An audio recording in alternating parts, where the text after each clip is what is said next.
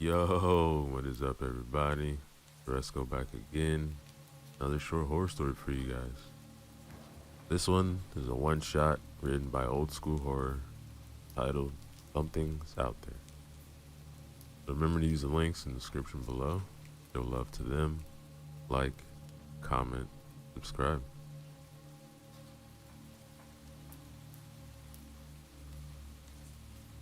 Dark roads lead to dark places.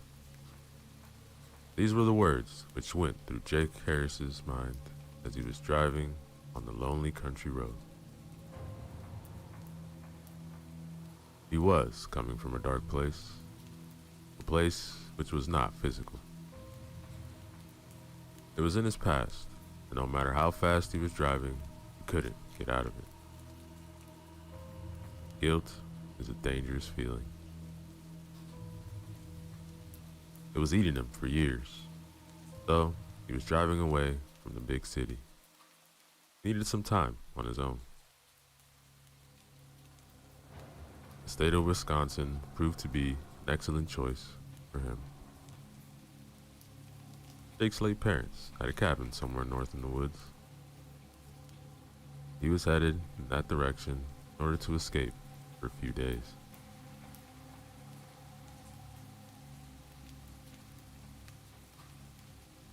Sleepiness crawled over him, and he had a hard time concentrating on the road. He was driving for many hours now. But driving was also a thing which he loved. Long roads were his favorite. Since his wife and son had died, he was often on the road. Sometimes Jake just got into the car and drove off to nowhere.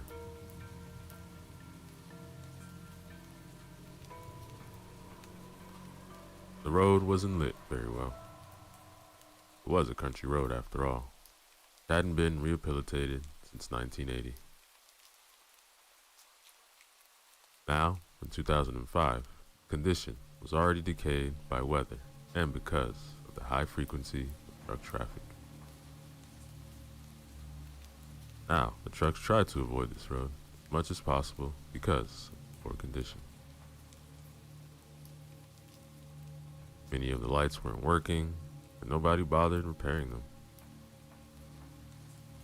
Jake had to pay extra attention to the road and anything on the side. He didn't want to risk hitting a deer or wild boar.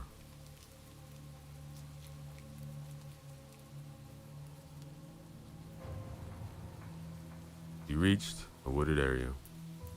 I must be close, he thought.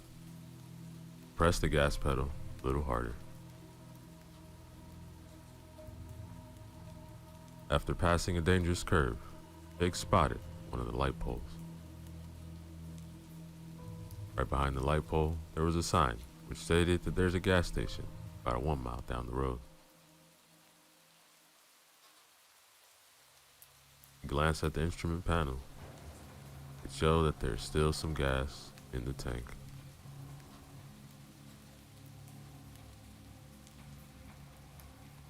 Glancing back at the sign, he saw that the light wasn't working properly.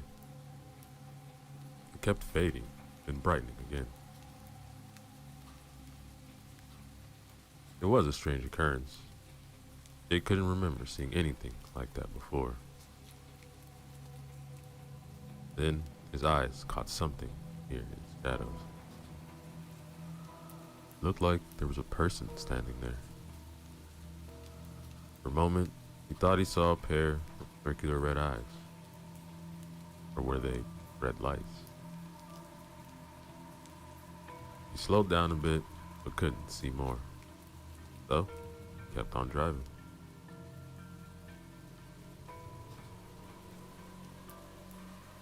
The front lights of his car flickered erratically, and he was in line of sight. They were even out for a few seconds. Radio went crazy, switching channels in a chaotic manner, until he got past the sign. After about 30 yards or so, everything went back to normal.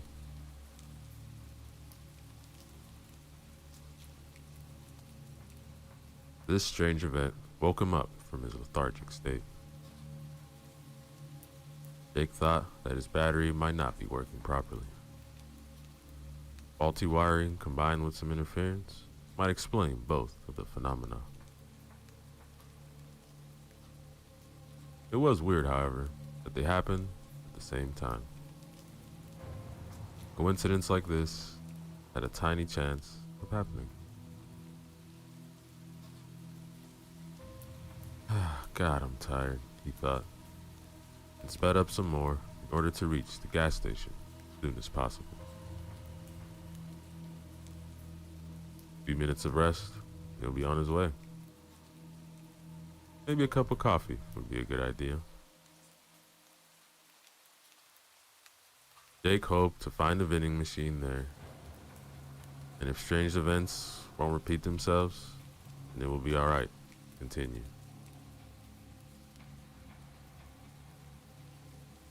The tired man kept looking around to see if he can spot anything unusual between the trees. He couldn't see anything out of the ordinary.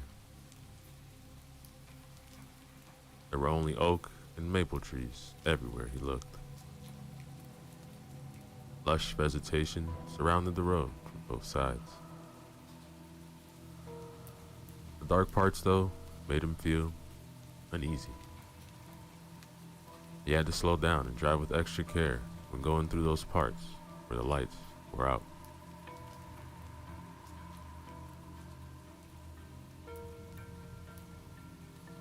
The gas station appeared in front of him. It was a well-lit place, but not big. In front of the station, where the pumps had been placed, was covered by a metallic roof supported by an old steel structure. He then stopped his red 1993 BMW at one of the pumps and filled up the tank. Another car was parked at the other pump. There were only 4 of them. When Jake looked inside, he saw a woman and a little girl through the windows. They were looking around as if they didn't know what to buy.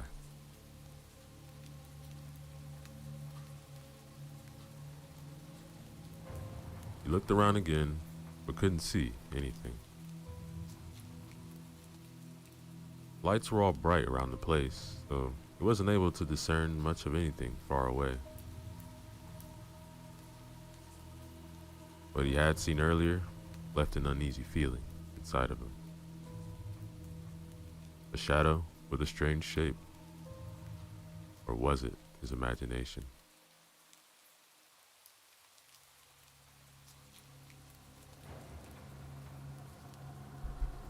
He got out of the car and pulled up the zipper of his leather jacket. It was a little windy around here. Autumn had already arrived, so the weather kept getting colder each day. His legs had a hard time walking. He had spent a considerable time in a seated position, so his joints felt heavy and rusty. Jake wasn't too old. In fact, he was only 44, and still as healthy as a man can be at that age. The stubble on his face already turned into a beard. He hadn't shaved for a few days. His sunken cheeks and droopy eyes betrayed tiredness and past heavy encounters with the bottle.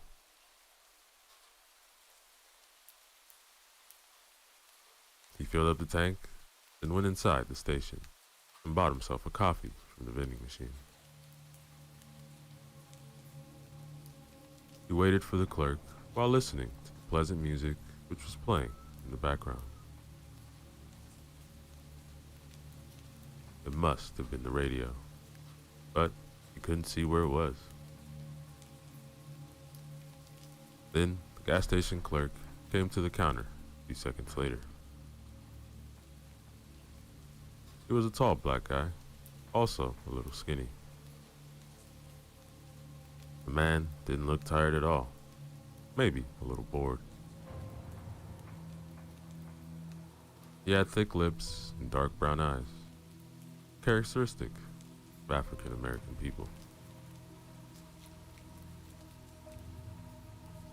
Jake paid for the gas. Before he could leave, an agitated man rushed inside. He was in his 50s and sported an enormous belly. The blue baseball cap on his head was dirty and soaked in sweat. The man's hairy chest was heaving. Jake could see that because of the partially unbuttoned striped shirt the man was wearing. Hey, something's out there. What? There's something out there I saw. What's out there? I don't know. So what? Maybe it was a man. Yeah, but he was black. No shit. I'm black too, man. No, not like that. He was completely black. I'm completely black too. No, not like that. Look, about a mile from here, that way. Near the road. I saw it too. Look, I don't know what the two saw, but I ain't seen shit right. So with all due respect, please stop talking crazy stuff. Scaring the lady and her little daughter. He pointed towards the woman and child. They were close by. The woman was nice-looking brunette with long curly hair and had a decent physique.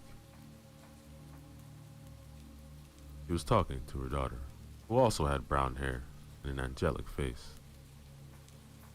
The little girl looked about 10 years old. Look, man, I think that what we've seen was just a trick. No, it wasn't. Look, I saw it moving. The lights in my car went out. I barely got here, man. Couldn't see a damn thing. Come on, man. Cut the bullshit. We're all trying to get through the night. So please, calm your ass down. Just after the clerk finished the sentence, the lights on the road went out. They all threw concerned looks towards the road. See what I mean? Are you people satisfied now? Oh, come on. Them lights weren't repaired in 100 years. Damn it. Alright, then I'm out of here. Whatever that thing was, it's coming. Hey, was it beside the big road sign? Sort of. It was further down the road, by the light post, not far away from the sign. The light wasn't on. Probably wasn't working. Anyway, I'm not sticking around much. Crept the fuck out of me. The guy's crazy. But deep down inside, Jake knew that the other man was right. Yeah, man, but haven't you said you seen it too? Look, honestly, I don't know what I've seen. Jake didn't like this. There was one more person who had seen the strange apparition, and there might have been something there after all. He didn't see it well, and didn't want to draw conclusions. Might have just been a prank by local kids. He remembered a story from the teens. What he saw earlier was eerily similar to that. A long time ago, he and a few friends cut a piece of cardboard in order to resemble an evil face. Then they folded it up to look like a cylinder. After that, they glued a piece of cardboard to the top and one to the bottom. It resembled a jack-o'-lantern in the end.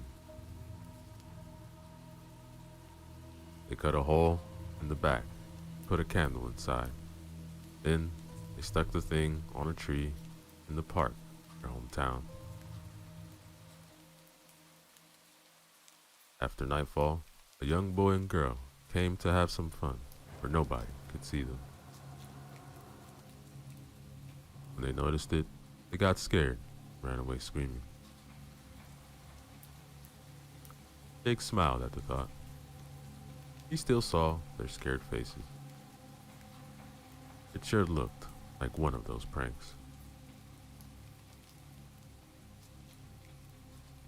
The woman and the girl just arrived at the counter, and the woman wanted to pay.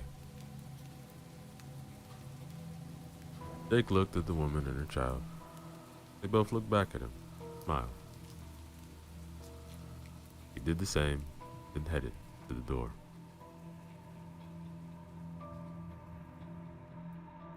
Don't even think about it, he thought. You don't deserve it. The little girl's face struck him. She resembled his late son, Clark.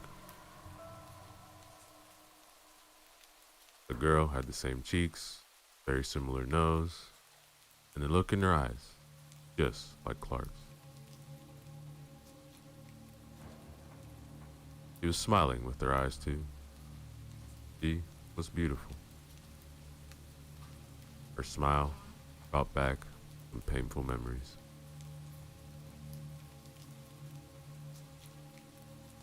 These memories dated back 4 years, and Jake hated them as much as he hated himself.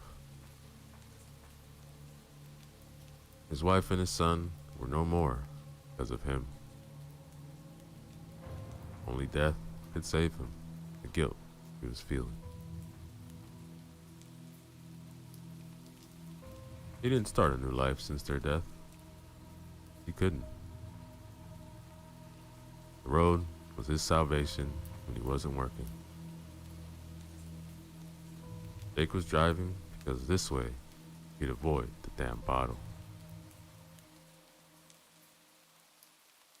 He couldn't drink himself to death being behind the wheel. His life mattered little to him, and he didn't want to kill anybody else. Sometimes he was fantasizing about saving somebody else at the expense of his own life in order to die, at least, at peace.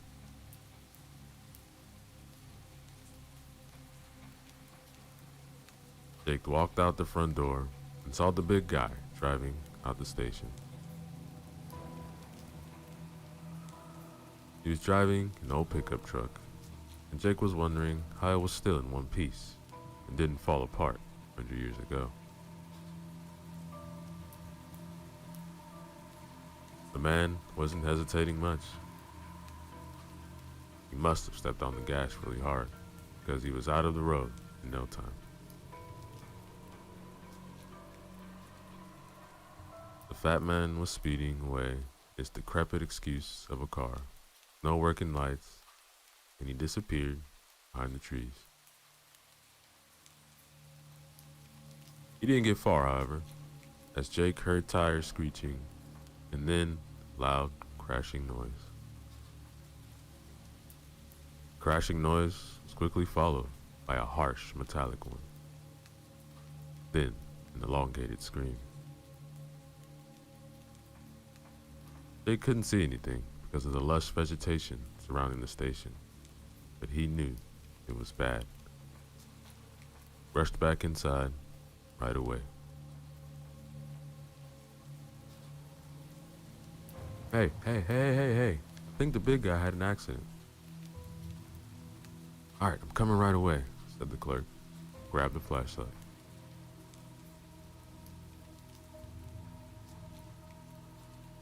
He then ran outside, right behind Jake. The woman and the child remained inside.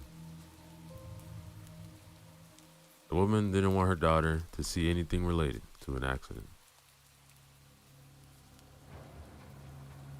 Jake reached the man's fat car. It looked like the man tried to avoid something on the road. Something he saw too late. The car hit an enormous tree and now lay on the side of the road, smoking.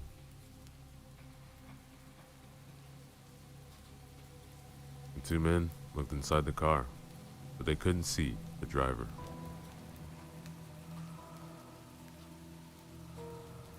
They saw right away that the steering wheel was bloody. It was an old car, so it most likely didn't have an airbag. I mean, even if it had one, it obviously wasn't working. They noticed that the right-hand door wasn't where it should have been. It was ripped out of its hinges and lying about 5 yards away between the trees. The impact didn't look so forceful for the door to be that far away. Even for a wreck of a car like a pickup truck, it appeared impossible. What the hell happened here? Look, man, I don't know. No sign of the fat dude. Both men then looked around the car and under it. The men even searched their surroundings, but they found nothing. Jake's guts twisting, turning. The sight of the red-eyed shape came back to him. If it were only for him to see it, it would have been fine. The really unnerving fact was that the fat guy had also seen something even closer to the station. What if that thing reached the station? Maybe the road lights turning off were a sign that it was here. Look, it's a mess, man. Yeah, but where the hell did he go? Look, I don't know, but let's not just stand here. I'm gonna call emergency. Yeah, that's a good idea because I heard a scream. That door, something took him. Yeah, man, something big. But I ain't gonna wait here to see it. Alright, man. Let's go. Let's get back inside.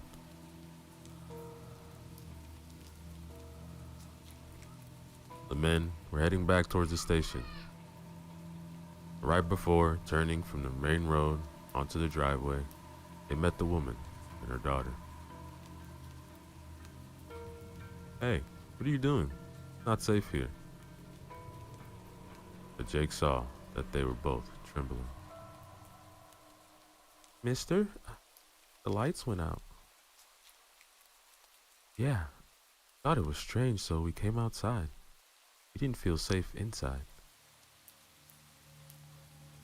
We heard something. Yeah, there were sounds coming from the back. Alright, look, let's get back first, and we'll see.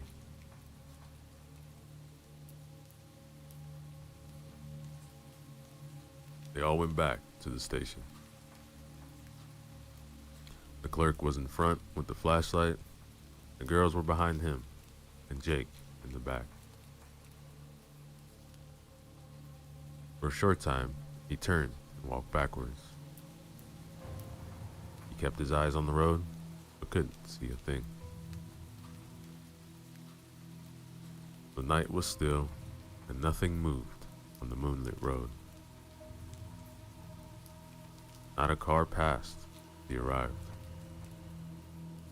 It really did seem like an abandoned road. He was wondering why the owner of the gas station hadn't gone out of business. It seemed that the owner made little money out here.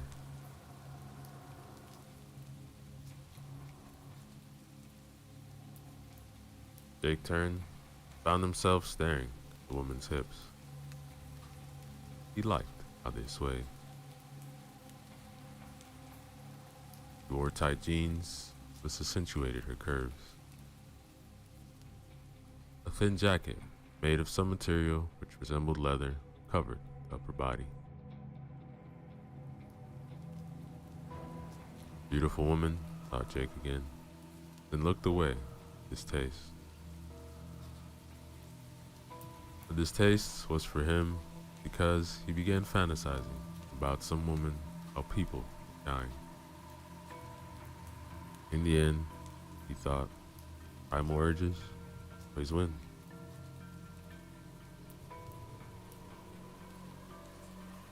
My name is Curtis, by the way. Hi, I'm Jenna. This is my daughter, Claire. Not the best circumstances to make friends, huh? Definitely not. I'm Jake. Nice to meet you. Alright, I'm gonna check the brake panel out back. Alright, Curtis. I'm staying here with the ladies. Curtis went around the building, and Jake remained with Jenna and Claire. The little girl was hugging her mother. Jenna was keeping her hand protectively over Claire's shoulder. Jake then crouched in front of the girl, smiled comfortably at her. She smiled back. How old are you, Claire? I'm 10. Well, Claire, me and Curtis are gonna find out what's happening, and then... He couldn't finish because there was a loud curse coming from behind the building. Motherfucker. It was Curtis. Alright, stay here. Don't drive away because we don't know what's out there.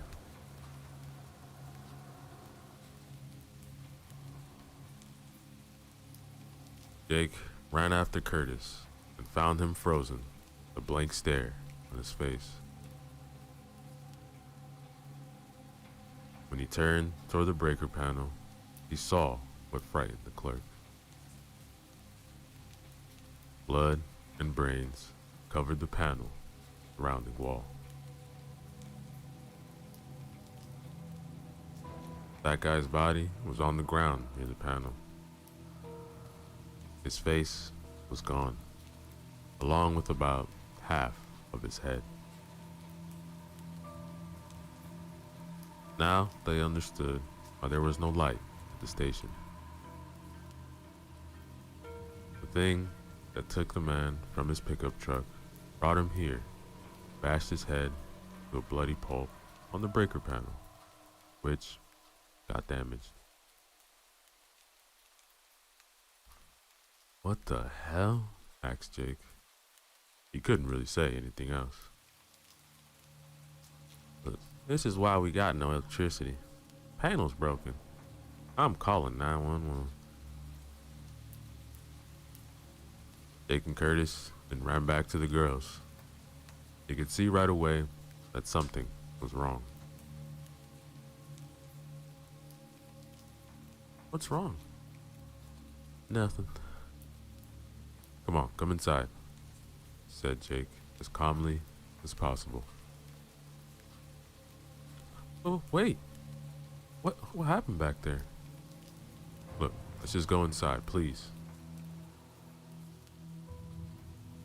The girls obeyed, and after they entered, they saw Curtis frantically buttoning his phone. Could somebody please tell me what's wrong?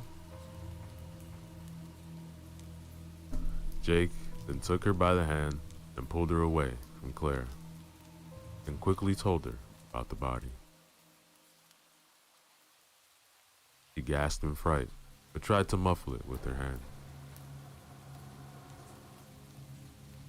Jake told her they would try to call the authorities, solve the problem, without Claire knowing much of it. Protecting the little girl was imperative. He didn't want her to be traumatized at such an early age. Damn, my signal is bad. Here, let me try the landline. picked up the phone, dialed 911, then waited. Somebody picked it up, then line went dead. After a few more times, it worked again. The line didn't go dead right away, so he could speak to some extent, but then it went dead again. Did it work? I don't know. I talked to an operator, but I'm not sure she could hear me right. Let's hope they received at least where we are. So what now? We wait. For what? Can't even be sure if help is on the way or not. Because the thing that did, Jake began, didn't realize it is a mistake and stopped mid-sentence. What thing? Nothing, honey. Could you please help Curtis find what he was looking for? Yeah, sure. Look, sorry for scaring your daughter, but going away is risky. We don't know what's out there. Then why is waiting here a better option? That thing could be anywhere, even inside. Yeah, I know. But I saw the fat guy drive away. Now he's dead, alright? Looks like we don't have a right option. No, not really. The only sure thing is that being outside is deadly. Also, there has to be something with the lights. Yo, what do you mean? The road outside is not well lit. Yeah, damn politicians ain't want to fix shit here. Yes, I know. The thing is, when the fat guy left, his lights weren't working. Yeah, he told us, man. I remember now, but what's your point? Yeah, what's with the lights? He also said his lights went out when he saw something on the roadside. I saw it too. When I got close to it, the lights went downright crazy. You mean like in the horror movies? I don't like horror movies. Yeah, something like that. And that thing, it was not human.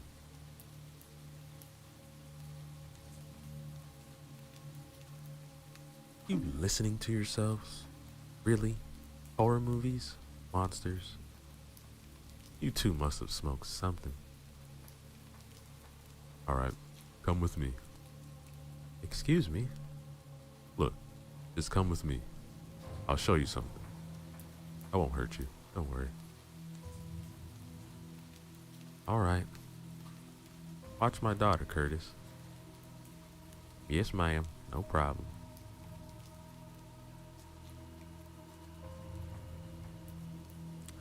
Jake took a flashlight from Curtis and led the way outside. He knew it wasn't a good idea at all, but as he also wanted to make sure that Jenna understood the situation they were in.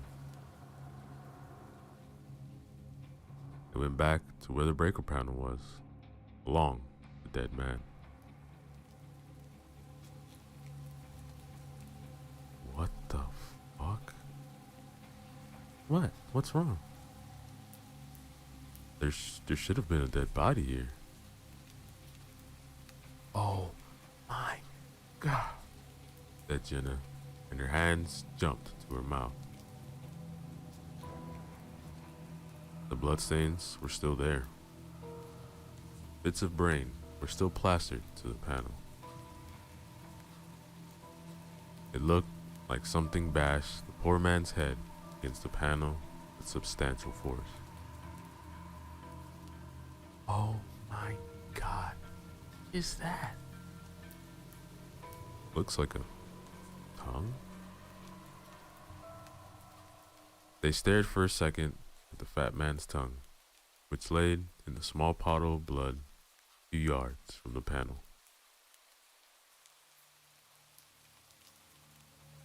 Jake noticed that the bloodstains on the ground continued all the way towards the forest.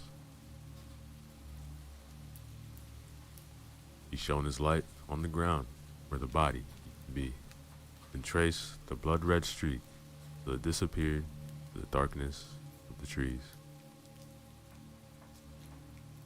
That thing dragged the body into the woods. Yeah, but why? I don't know. Maybe to eat it? Maybe. I don't know. But why leave it here first? Take it away later. Jake froze after his light beam fell on something he didn't see before. He gasped, and Jenna threw a half-frightened, half-worried look at him. What's that? They went closer in order to see what made the man stare, so dumbfounded, at the ground.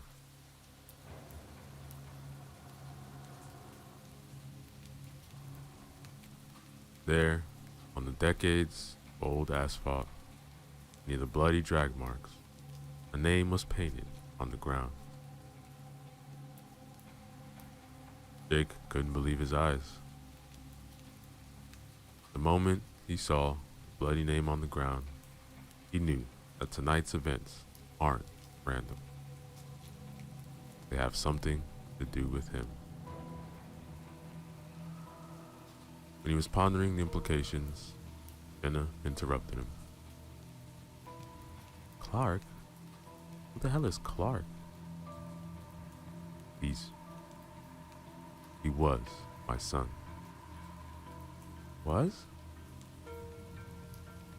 He died.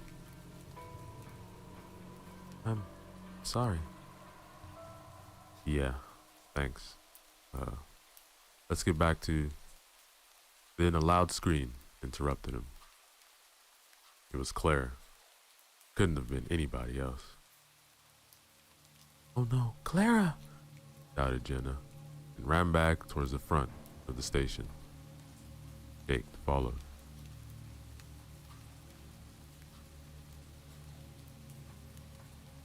A stream of light illuminating the driveway from inside.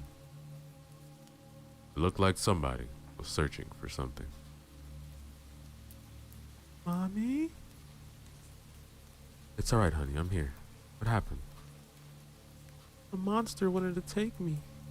Curtis chased it away. Hey, y'all need to get inside. They followed the clerk's instructions and hurried in. He was trembling from head to toe. His chest was heaving, flashlight in his right hand was shaking.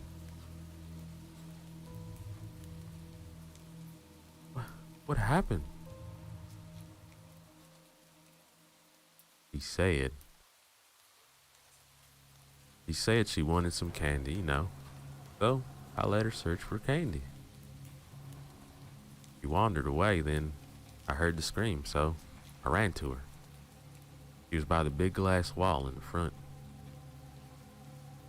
I pointed the light to her, then I saw the thing we were talking about behind her. Jenna held her hands to her chest like she was having a heart attack. She felt relieved because Clara was still alive, but she also knew that her daughter's life had almost been ended. Alright, then what happened next? It disappeared. It dissolved into thin air. I can't explain it. I couldn't see much, but it was big, man. The light made it go away like you've said before. Will the monster come back, Mommy? I don't know, honey. All I know is that we will not let it hurt you, alright? The girl just nodded and buried her head into her mother's shirt. He didn't want to let her go. Jenna really wanted to protect her daughter. What kind of mother wouldn't? The problem was, he didn't know how. He had to rely on the two men who were as lost as she was. Yeah, doesn't like light. That's why he took out the breaker panel. And that's why it could scare the fat guy. His lights weren't working. Yo, the fat dude said his lights were out when he passed the thing on the road. You passed it too, but your lights are working, right? Yeah, I think so. When I passed the thing the first time, my lights flickered, my radio went nuts. It all returned to normal though, after I got further down the road. How come your lights were still working? I don't have the vaguest idea. Your lights were okay when you were on the road, right? Yes, but I came from the opposite direction. Okay. So, we don't know what the hell this thing is. So we better make sure that we are surrounded by light all the time. How many flashlights do we have? We have 4. One is mine, the other's yours, and we still have 2 extra. Jake took one of the lights and gave it to Jenna. He took it and looked in his eyes with compassion, but also some hope. Jake seemed to her like a man who could save her, Clara. Not that Curtis seemed less capable to her, but she saw something in Jake. She didn't know for sure what it was. Maybe she saw in his eyes that he wouldn't hesitate a second to save him. Hey Curtis, have you seen anything unusual here lately? Anything which might explain all this? Yo, look, I'm working here for a month or so. Not sure as hell I ain't seen anything crazy going on. It around here and get weird until your ass showed up last night. Jake lowered his head. He was thinking. Maybe these events are truly tied to him somehow. But he couldn't understand how. I don't know, Curtis. Let's just get through the night, okay? Let's do it, man. Hopefully our batteries are gonna last. Aren't you selling flashlights here? Jenna asked, perplexed. No, ma'am. This was the same question I asked the boss when I'm coming here to work. He said that he plans to sell them in the future, but not yet. Business strategies, you know. Or lack of them. Shit, Jake exclaimed after their flashlights went out. Darkness enveloped them, and they felt icy fingers crawling up their backs. Clara hugged her mother more tightly. The two men tried desperate moves to restart the lights, but it was futile. Just when they thought it was all over, they heard sirens.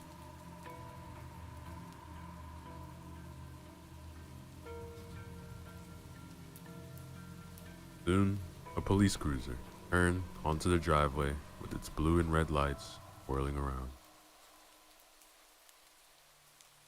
People inside the station died in relief. Finally, they had been rescued, and the ordeal was over. At least, this is what they thought. Better stated, this is what they all wanted to be true. The car didn't get too close because its siren and lights went dead in an instant. The driver tried to start the engine a few more times, but was unsuccessful. He also tried the radio, but it was dead.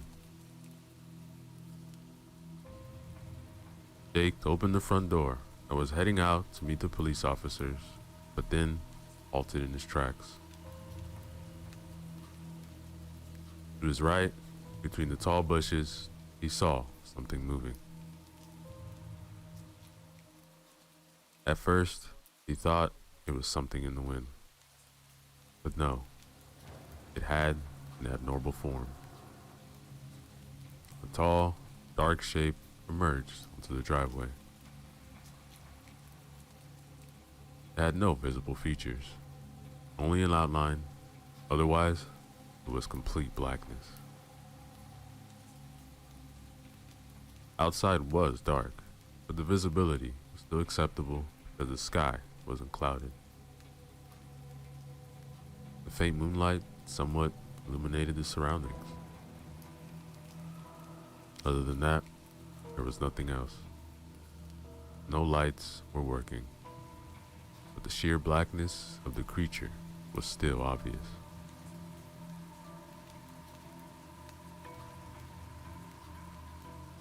It looked tall, about 8 or 9 feet, and had wings. They resembled the wings of a bat, only much larger, and they were only retracted. The creature also had 2 horns, jutting forward from its forehead, which then curled upwards. They couldn't see any facial features.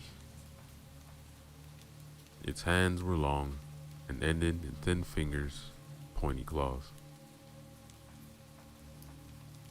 The creature's legs were like that of a bird or a bat. Digitigrade, but with long fingers and claws. The only feature which stood out was the blackness for the eyes.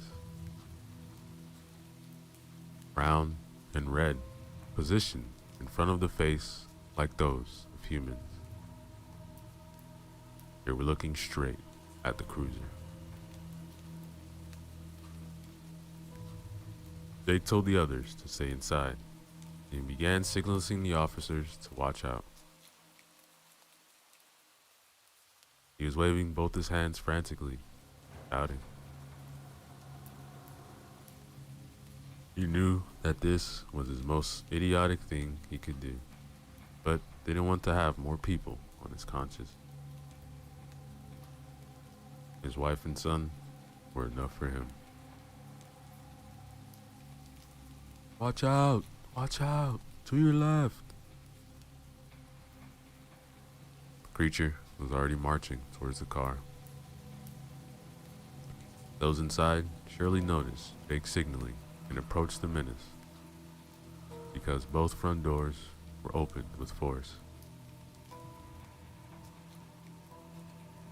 The driver couldn't get out because as soon as the door opened, the black thing made a tremendous leap and landed beside the car. This was when Jenna took her daughter and rushed to the back of the station. He didn't want her to witness anything of what was going to happen. What the fuck? Came the panicked shout from the police officer as the creature grabbed the door and ripped it off like it was nothing.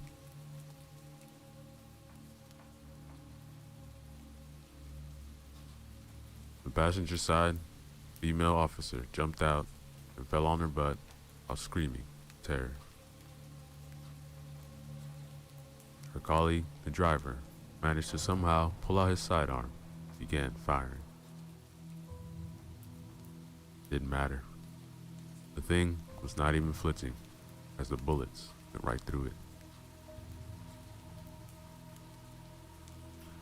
Jake assumed that the shots could have been off target because of the distance between the shooter and the monster was only about 6 feet.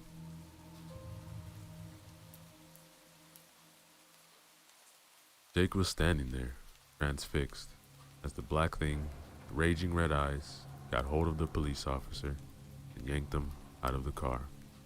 And then, a terrorizing roar spread its wings.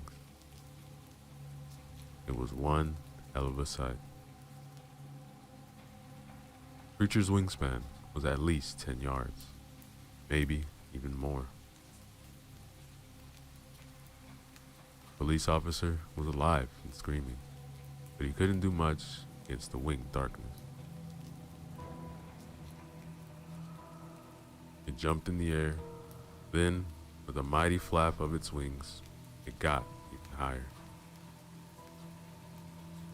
Then, each consecutive flap got further and further until it disappeared in the night sky with its prey.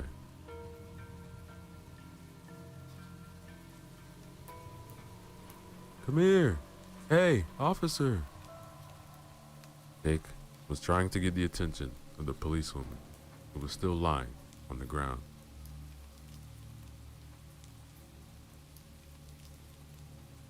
She looked at him, and Jake saw with fear in her eyes. Maybe she's in shock, thought Jake. He was right. The officer's look was lost and confused. Her eyes showed panic. Jake extended his arm, and only after calling to her a few times did she wake up from her stupor. Hey, come with me. It's not safe here. All right. He helped her get inside the station. And when Jake opened the front door, a beam of light hit his face. What's that? Oh, sorry. Looks like the flashlights are working again. What the hell is that thing, man? I can't believe this shit. Yeah, me either. But I don't know what it is. Looks like a bat straight out of hell. Are we going to survive this night? Jenna asked as she glanced at Jake.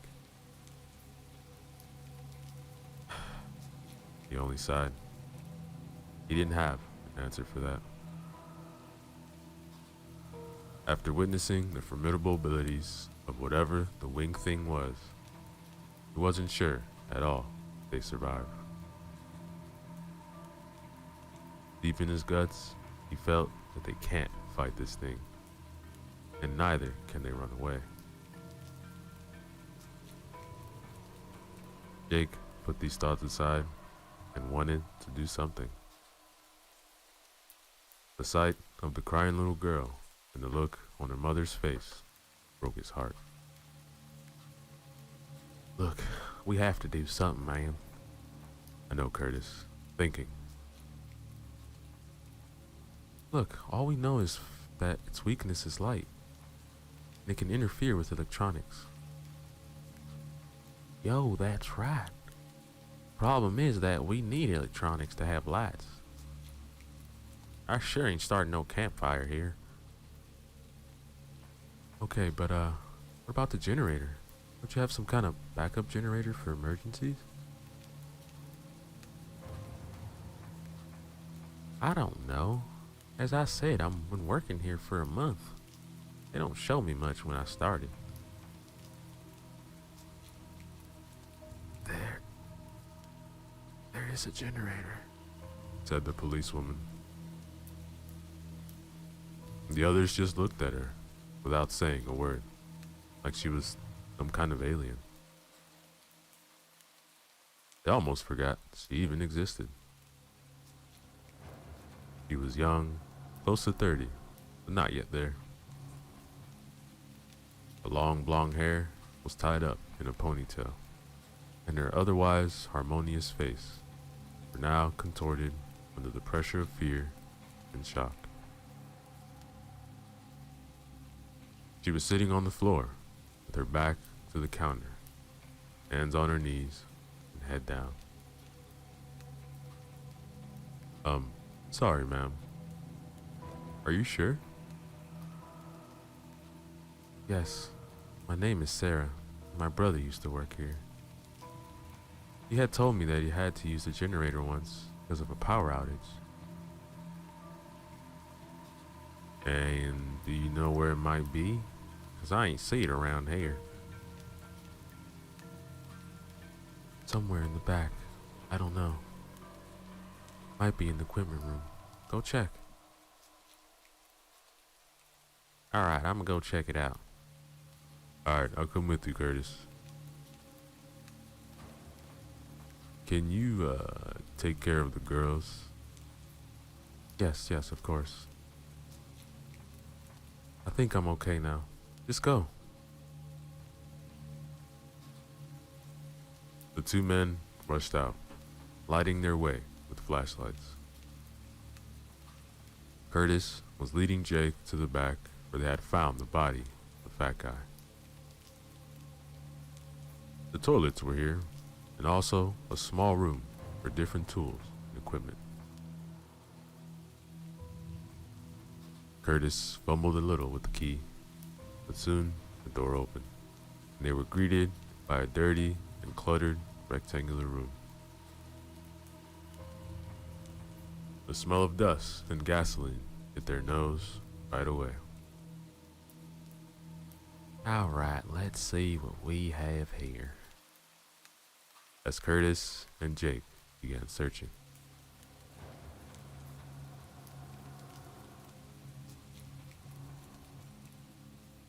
After a few minutes, they found it. It was a small, portable generator. It worked on gasoline, and it wasn't the thing they were hoping to find, but it was better than nothing.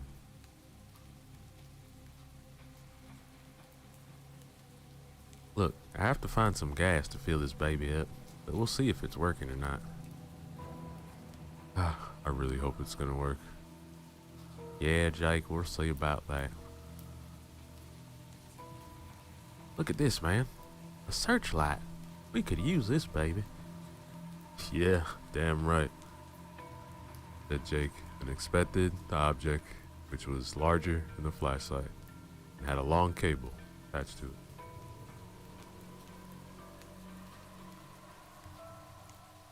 Their flashlights flickered wildly, switched off. 3 screams erupted from the front, and the lights switched back on. They both got startled by the sounds, and Curtis darted for the door with a panther's agility. No, said Jake. We'll need light as soon as possible. All right, man, go, Curtis replied, and his hands were already shaking. Jake ran to the front to see what had happened. When he reached the entrance and looked to the glass wall, he almost screamed himself.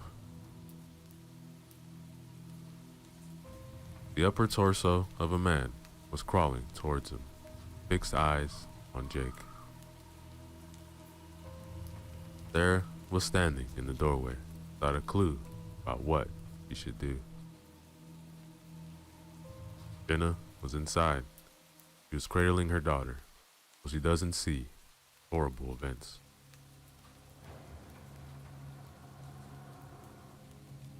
The mangled body was inching towards Jake, and he didn't have a clue what to do. He recognized him by the uniform. He was the taken police officer, more correctly, the remaining half of him. His first thought was that he should help the man, but something told him that this shouldn't be happening. It's not normal for a man to crawl who knows how much after he's ripped, too. The shock and blood loss must be extreme in cases.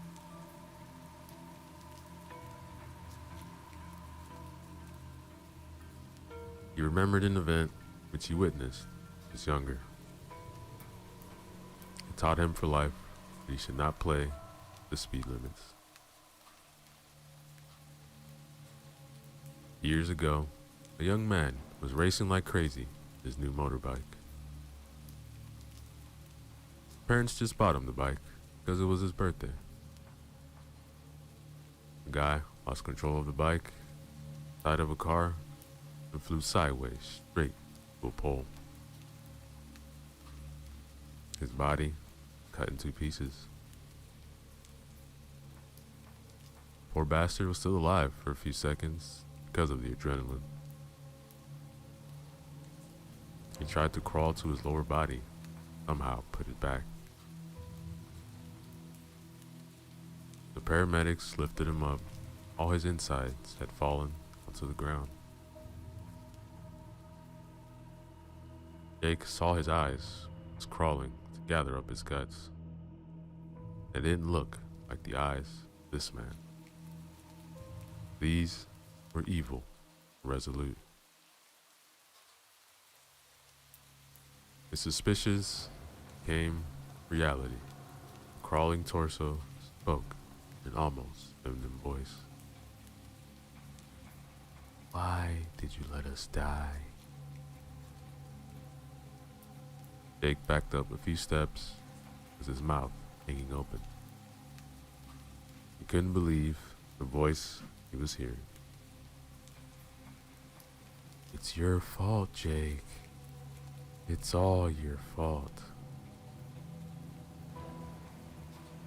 Jake kept looking at the corpse, then to Sarah, who was still standing in the doorway. Her face showed bewilderment, fright. He looked at Jake for answers, because she knew that he had some. At least, this was she concluded, when looking at his face, which betrayed any feelings.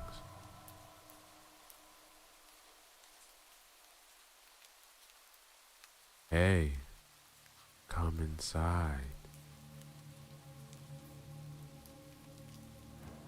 Jake couldn't say a word. Old feelings rushed back to him like a torrent. The floodgates had been opened. That which was just slowly flowing through recently healed cracks came down on him again, bathing him in a shower of sorrow. He crashed to the ground and hid his face in his hands. Sarah hurried to him, bent down to the grieving man, put her hand over his shoulder. Come on, don't do this. We need you. I killed them. You didn't kill anybody. Now come inside, will you? The man woke up from his stupor, got up. Sarah led him back inside the station. His legs were barely obeying him. His mind was in some other place, a dark place. After Sarah brought Jake back inside, Sarah and Jenna looked at him, questioning him. What was that? How could that man still be alive? I don't know. He wasn't. What do you mean? He couldn't have been alive. It was just a sick game played by us, by that wingman thing. But what about the voice? That voice was not him, I tell you. But whose voice was it? Tell me that voice has something to do. Yes, it has. It was my wife's voice. Almost. Your wife? Yes. She died 4 years ago, along with my son, Clark. Oh. Really sorry to hear that. But I don't understand what that's got to do with what's happening tonight. I don't either, believe me. So, what's the story? Well, the fucked up story is I was married and had a son. He was 10 years old. He looked very much like your daughter Clara. What happened to him? Asked Clara. Well, our relationship wasn't that good, you know. So, I sought some fun elsewhere. You know what I mean? Yeah, you cheated on her. Yes, that's right. And there's not a single fucking day on this earth when I don't regret doing that. He found out eventually. We had those unavoidable arguments. Then he filed for divorce. Got divorced, got custody, but I got to see my son at least. What happened then? One night, they went to their grandmother's. It was a night like this. We were driving on an abandoned country road. She was tired, found herself face to face with a truck. Couldn't avoid it. My God, I'm sorry, said Sarah. Yeah, me too. Every damn day. The weird thing is that Clark found himself almost all his head missing, several yards away in the forest. Some wild animal dragged him from the wreck. Just like the body of the first victim.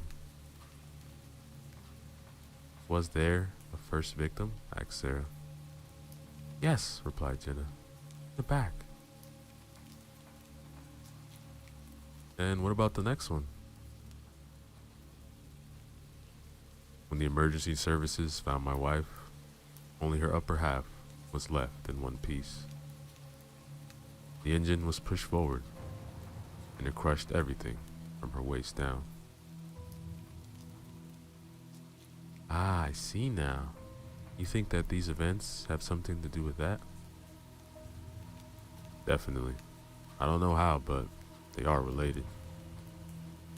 If I hadn't cheated on her, they could still be alive. Look, it wasn't your fault, said Sarah. Yeah, cheating on her wasn't an agreeable thing, but their death wasn't your fault. Yeah, my mind keeps telling me that. But what is burning in here, telling me otherwise. Hey, where's Curtis? Oh, damn it. I left him in the back. Alright, look, stay here. When he reached the equipment room, he saw that the door is ajar, but there was no sign of Curtis. The generator and the reflector had been pulled into the doorway. It looked like he was trying to get it to the front, but then something happened. Damn it. Damn it, damn it, Jake shouted, and he began searching the surroundings for Curtis.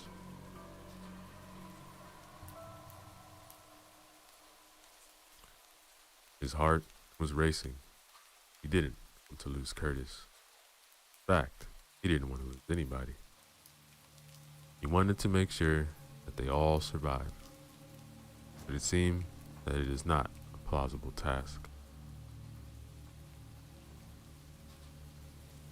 Jake kept calling for Curtis, but no answer came. Only the eerie sounds of the night greeted him. Crickets were chirping endlessly in the forest, and from deep within the woods, owl hooted. A harbinger of death, he thought briefly. Is this his destiny? One minor mistake, and then only pain and suffering? He didn't deserve this, he thought. Not this much, at least. Others shouldn't pay with their lives just because he was stupid once.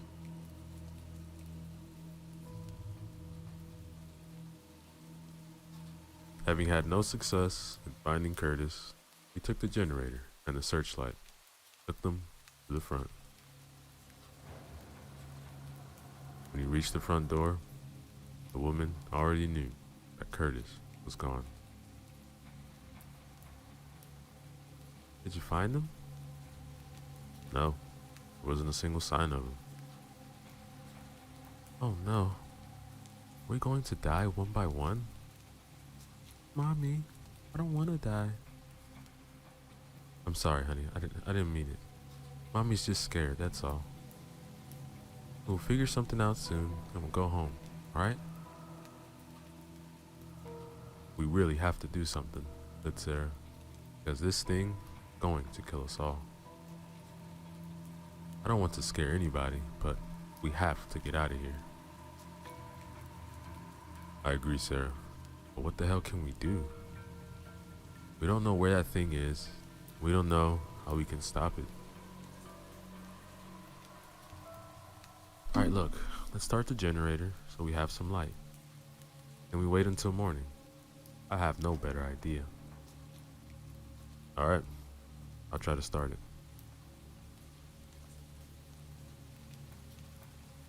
He took the generator further inside and switched it on. It was working fine. He then connected the searchlight to the generator. After switching it on, bright light filled the place. It was much more powerful than their flashlights. The steady roaring of this generator's sound was a welcoming one. Ah, great. It's working, exclaimed Jenna. Yeah, let's hope the gas is gonna last. Alright, Sarah, so now what? Jake then said, now we wait. We'll have a few more hours till sunrise.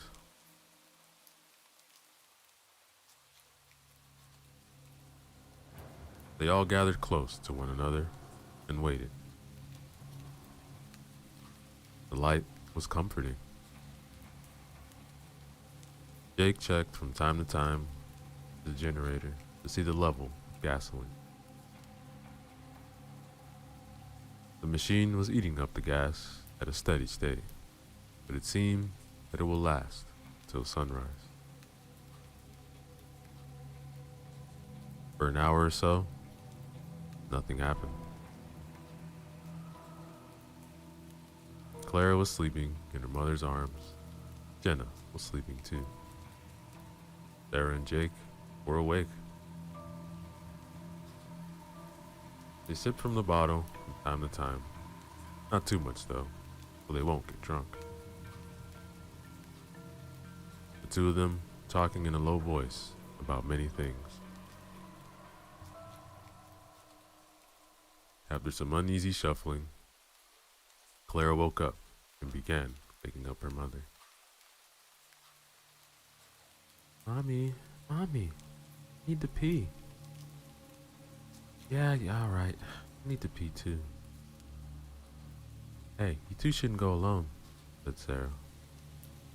Don't worry, I'll go with them. Look, I'm coming too. I also have to use the bathroom, and it's better if we all go together. Damn whiskey. And drink on the job. Alright, let's try to make it quick. Take the flashlights with us. At least we'll know when it comes.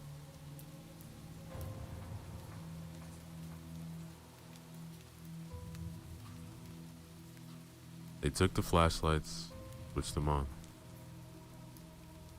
They were working fine. The trip to the back to the station was uneventful. After all of them finished what they had to do, Jake started leading them back inside. Then the light from inside went out, and they heard a few clattering sounds. The flashlights flickered again. The sign something bad happening. Something not natural. Sarah unholstered her sidearm, and Jake could hear sighing deeply. They were standing at the corner of the building. What do we do now? Asked Sarah. I don't want to die, Mommy. Don't worry, honey. I'm here. Alright, let's check, said Jake. A winged creature couldn't have done it. It hates the light.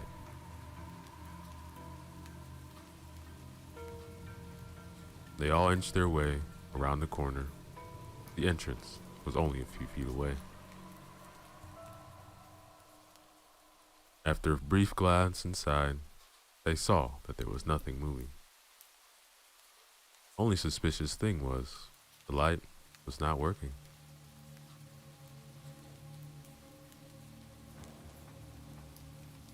Sarah opened the door, then she went inside. Jake followed, and after him, Jenna, Clara. They waited here for some seconds and listened. Nothing moved. Everything was still. Jake inched towards the generator, which lay broken on the floor. It looked like something took a sledgehammer to it and broke it into pieces. Gasoline was lying on the ground, a great pool. Who's there? Shouted Sarah.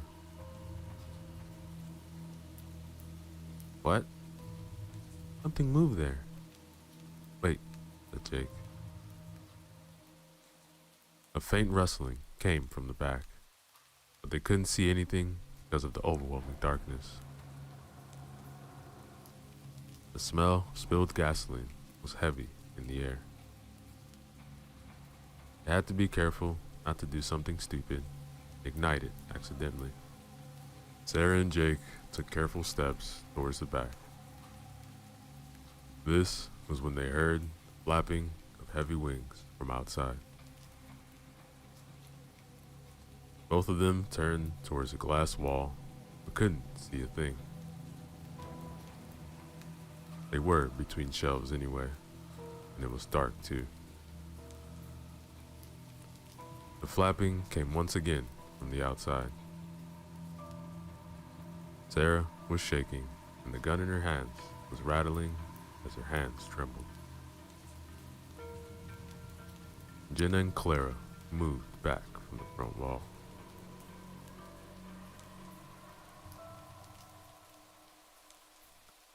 The next moment, Jake heard Sarah scream. He turned and saw her being grabbed by something. She screamed again as a black figure bit into her neck. Jake jumped to help her. That was when he saw that the black figure was Curtis. Or was he? He looked up and growled. Blood was gushing from Sarah's neck. It bit through the jugular.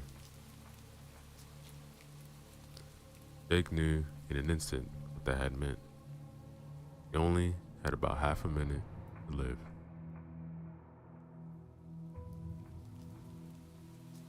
Jake grabbed the hand which was around Sarah's neck and then punched Curtis in the face. Curtis drew back, loosened his grip. Sarah slid out. With her remaining strength, turned and fired 2 times. The bullets hit their target in the chest, and Curtis tumbled back. He fell, hitting a shelf with his back, and fell on his butt. There was no blood coming from the wounds. You're all gonna die. Curtis, man, what's wrong with you? But Jake knew he wasn't talking to Curtis. You You let me die. Just like you let the police officer die. Just like you let the fat man die. Just like you let... Shut up.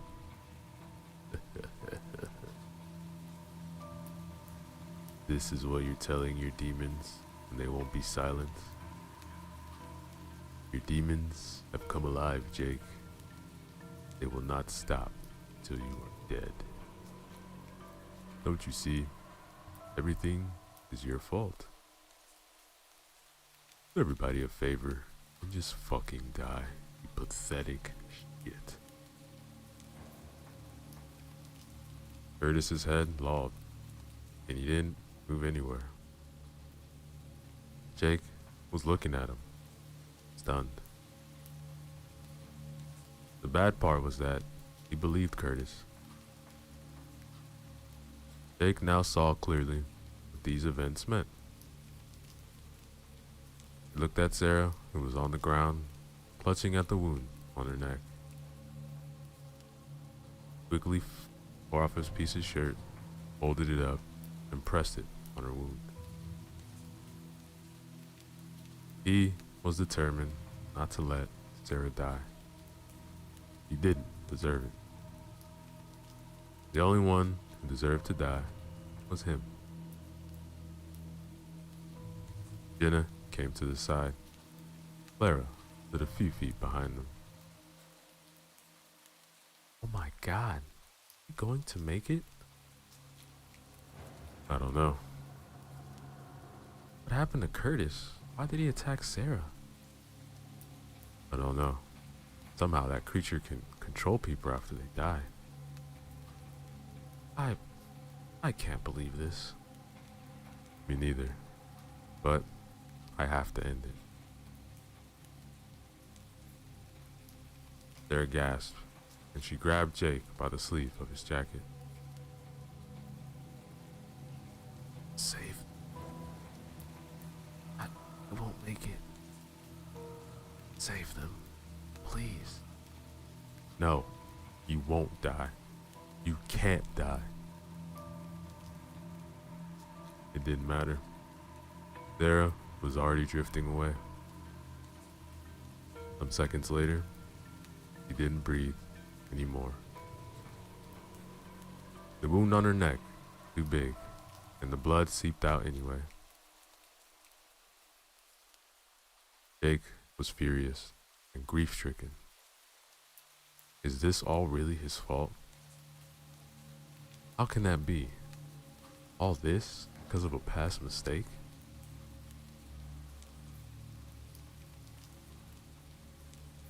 He took Sarah's sidearm from her lifeless hand and checked it. It was a revolver, and it still had 4 bullets in it. After checking her pockets, he found some more bullets and replaced the 2 missing. He looked at Jenna, then to her daughter. These 2 will make it out alive. He would do everything in his power to save him.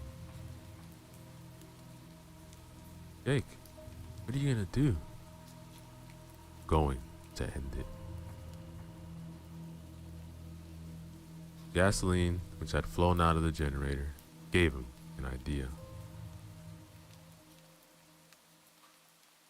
He went to one of the shelves, grabbed some duct tape. Jake also searched for some matches, soon found them. They were cheap, but the stock was plentiful.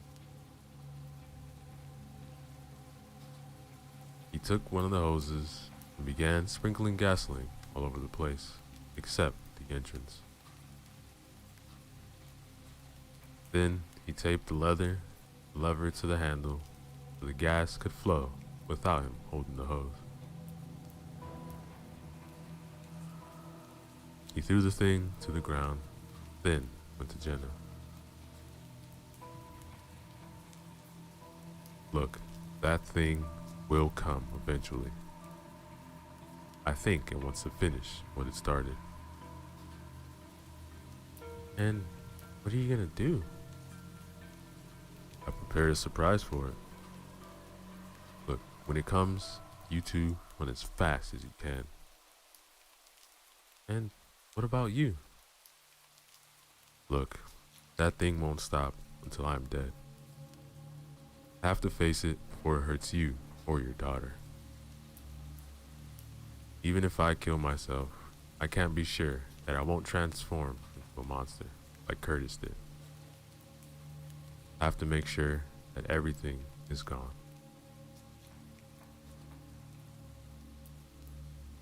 Alright. Look, I wish I had a choice, but it seems like the only one. Look, get your daughter and be ready. But where should we run? Away from the monster. If you have to run through the woods, do it. Don't hesitate.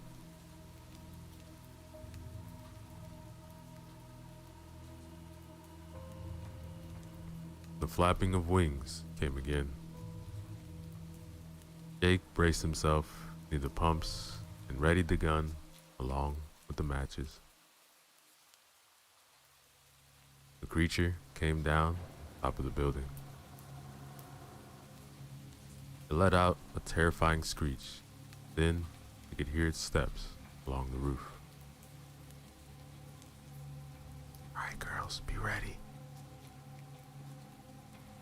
They just nodded and waited beside the front door.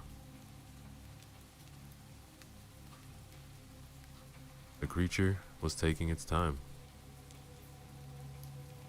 The steps sounded carefully, calculated. Jake's heart was beating. It wanted to jump out of his chest. The girls were terrified, but eager to get the hell out of there.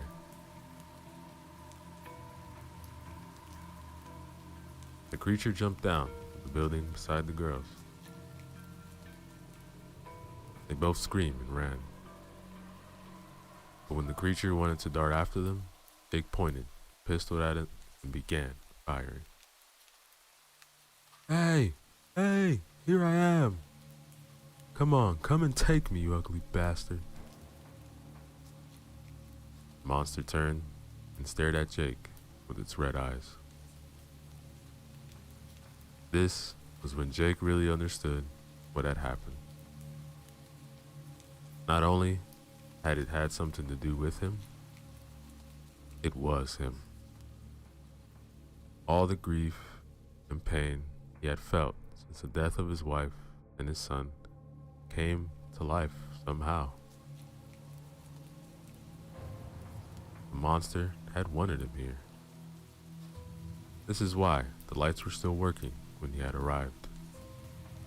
It was playing with Jake. It was feeding on his guilt. Jake didn't understand how this was possible, but it had happened, and it killed more people.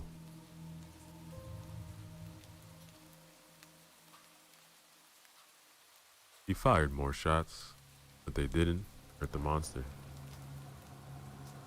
It got closer and closer. Jake saved the last bullet for himself and glanced behind them. Jenna and Clara had already run away. Monster closed in. Jake took out the matches and lit one. You're coming to hell with me. And when it got closer, he threw the match at its feet. The gas lit up with an infernal roar. The creature cried in pain as the light hit and fire hurt it. When the fire reached Jake's legs and began engulfing him, he pointed the pistol to his head and pulled the trigger.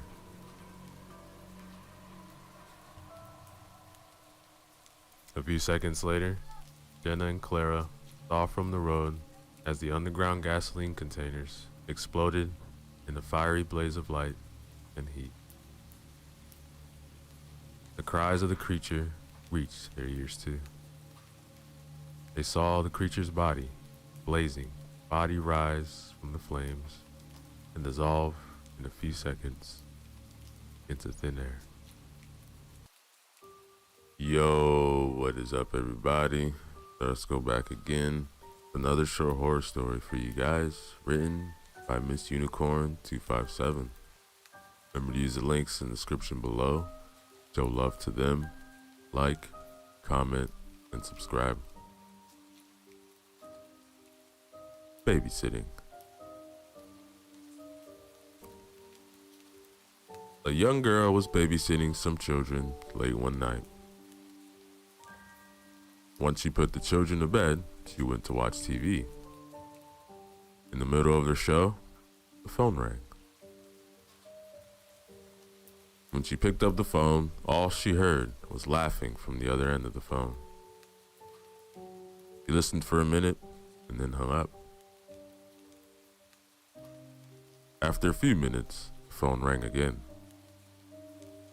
This time, when she picked it up, there was a male voice that answered and said, "Have you checked on the children?" The girl asked who he was, and in reply, he laughed and hung up.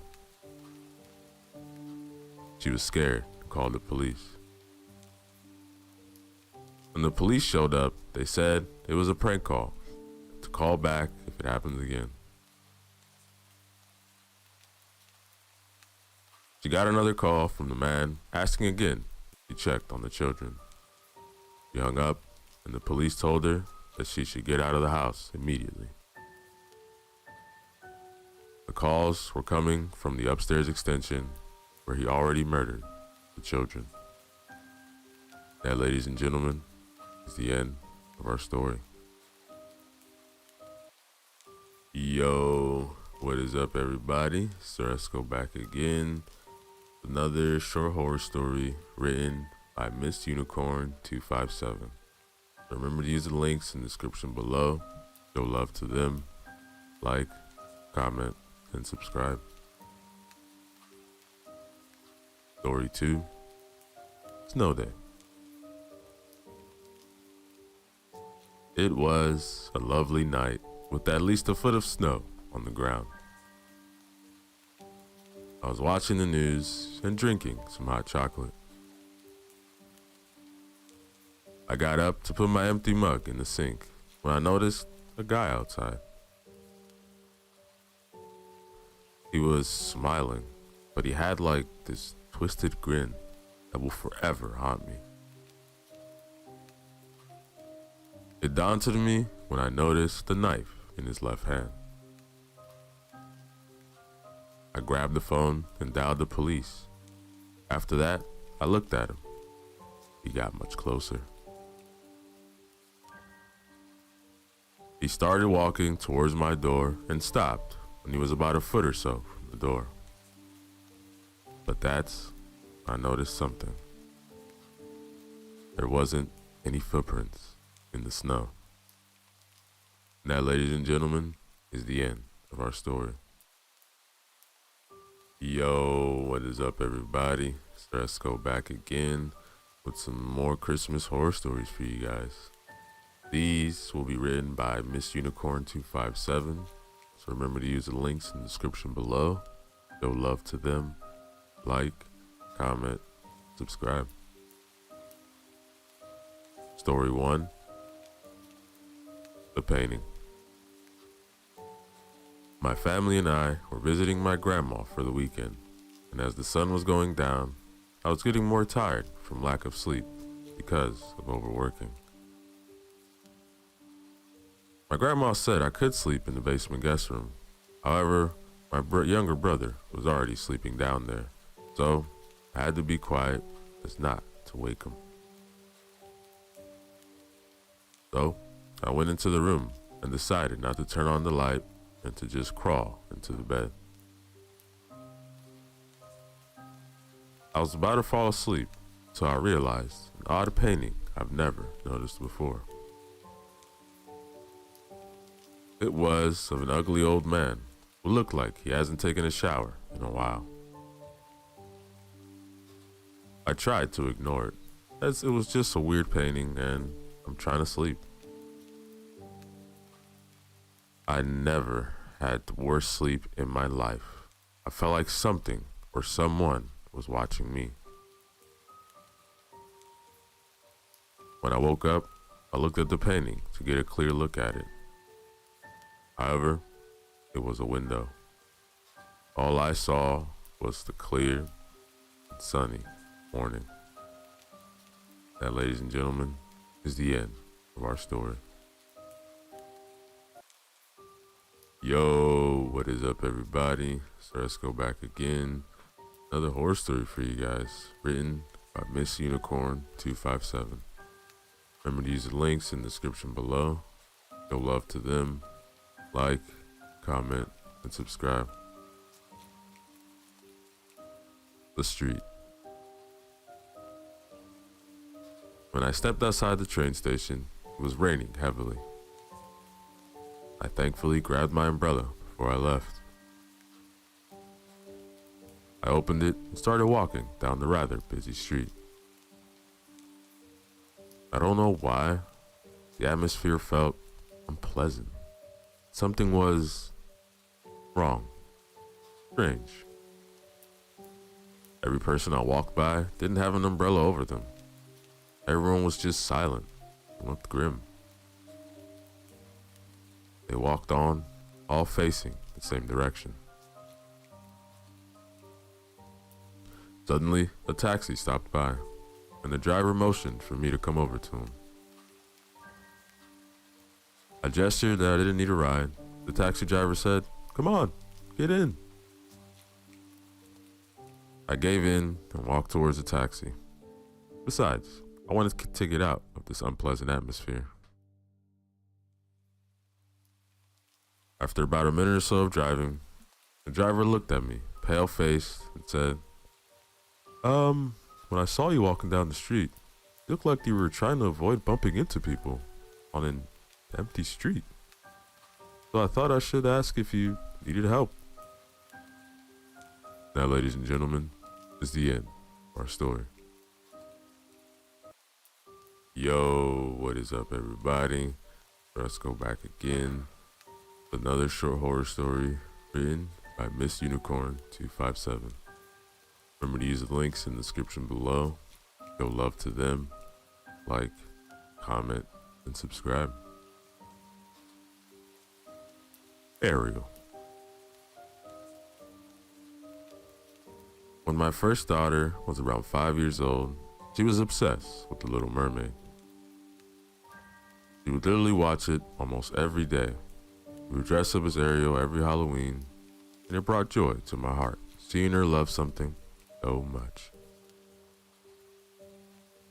One day, I found out that I was having another child. We later found out that it was a girl. Lily, our daughter, was thrilled to have a little sister, and so we were. A year goes by, and we're a happy family of 4. We have our 2 girls, Lily and little Ariel. Lily and Ariel were practically best friends, never apart. A little later, I heard running water coming from the bathroom, thinking it was Lily starting a bath. I didn't mind it too much, as she was old enough to have one by herself.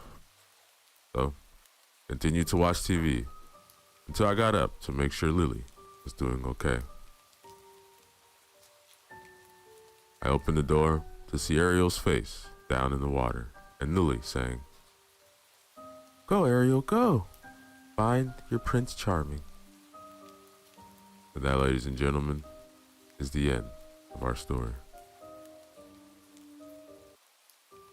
Yo, what is up, everybody? So let's go back again. Another short horror story written by Miss Unicorn 257. Remember to use the link in the description below. Show love to them. Like, comment, and subscribe. Pretending to sleep doesn't work. A young boy was peacefully sleeping in his bed one night. He suddenly hears footsteps outside his door. He opens his eyes slightly to see what is happening. His door then opens quietly to reveal a murder carrying his dead parents. This figure silently puts the corpses on the chair in his room and writes something in blood on the wall. The thing proceeds to hide under the children's bed. The child can't make out what the writing on the wall was and knows that the thing is under his bed. He pretends to sleep through all of this, but he just lays still, hearing the breathing under his bed.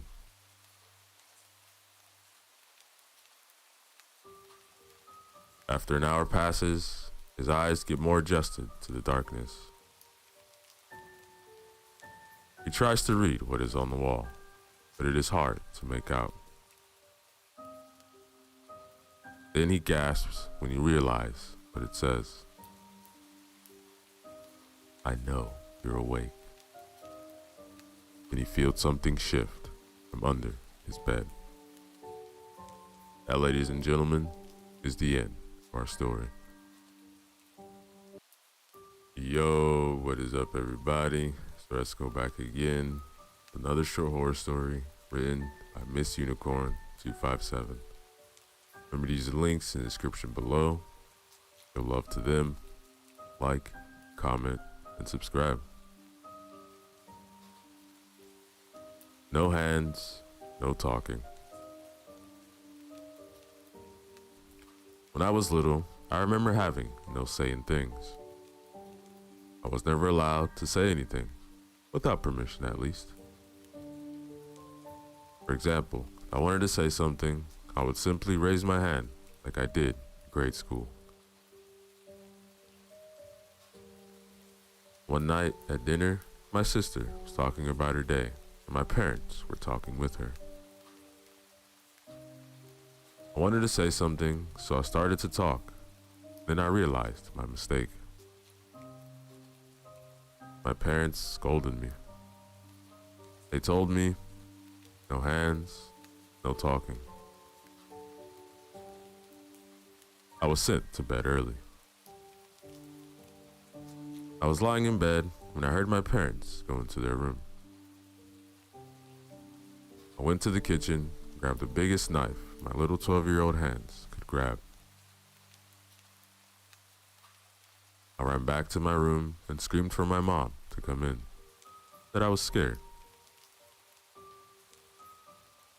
After about 2 seconds of waiting, she finally came in. Before she could say anything, I ran at her. I grabbed her head and slammed it against my wall. She was definitely out. Or so I hoped. I quickly grabbed her hands and did what she always told me. Extra, extra, read all about it. A family of 4 were found dead, except for one little girl who wasn't found. The family had no hands. They looked like they were chewed off. They were all stabbed multiple times in the living room. There was no hands, no talking, in the living room written blood.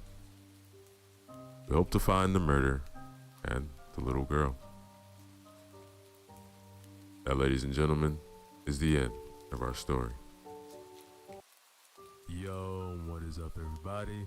So let's go back again with another short horror story for you guys. So this one is titled Christmas Death Bell Rock, written by Holly Mork 16. Remember to use the links in the description below. Show love to them. Like, comment, and subscribe. December 24th, 1998, New York City. Music blasted, people dancing, people drinking, and people enjoying themselves, all celebrating the great event of Christmas, and later, a Happy New Year's.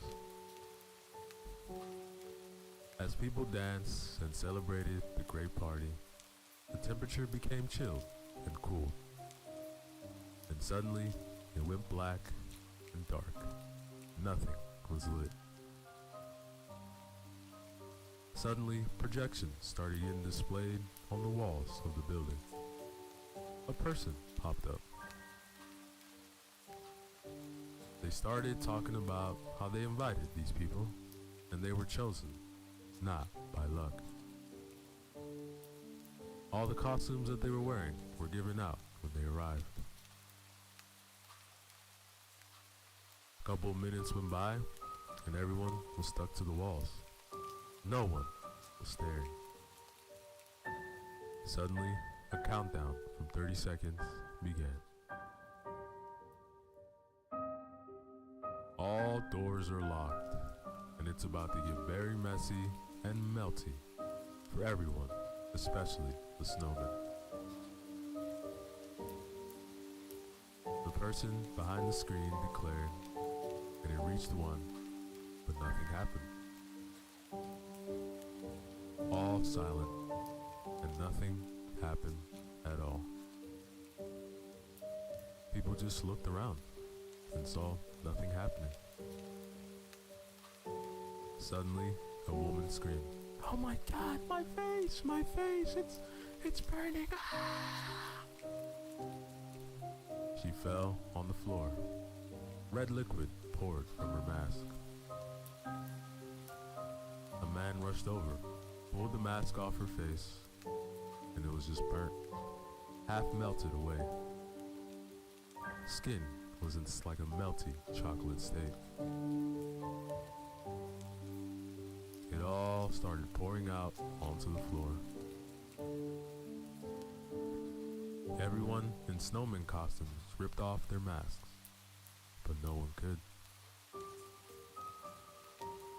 Yes, you saw one of the consequences. How about you all get the same fate? Then they all started falling. Everyone in snowman costumes started to fall, spilling blood from the masks. Everything that was white turned a dark red. So, my elves, first job, clean all these bodies off right now. If any of you try to escape or run, well, you have seen what can happen, but there's even worse. They all rushed, picking up their dead friends' lifeless bodies, dripping out blood each lift. People throwing up, it built up in their masks, and they couldn't even release it. This causing people to build up and build up sick inside of them. One elf dropped to the floor, the mask released, and tons of volume of sick rushed out, mixed with blood. All the elves kept running around after all was clean, and the stranger just laughed and laughed. Merry fucking Christmas. Hopefully you enjoyed the Christmas Death Bell Rock. Ho, ho, ho, ho, ho. And now, ladies and gentlemen, is the end of our story.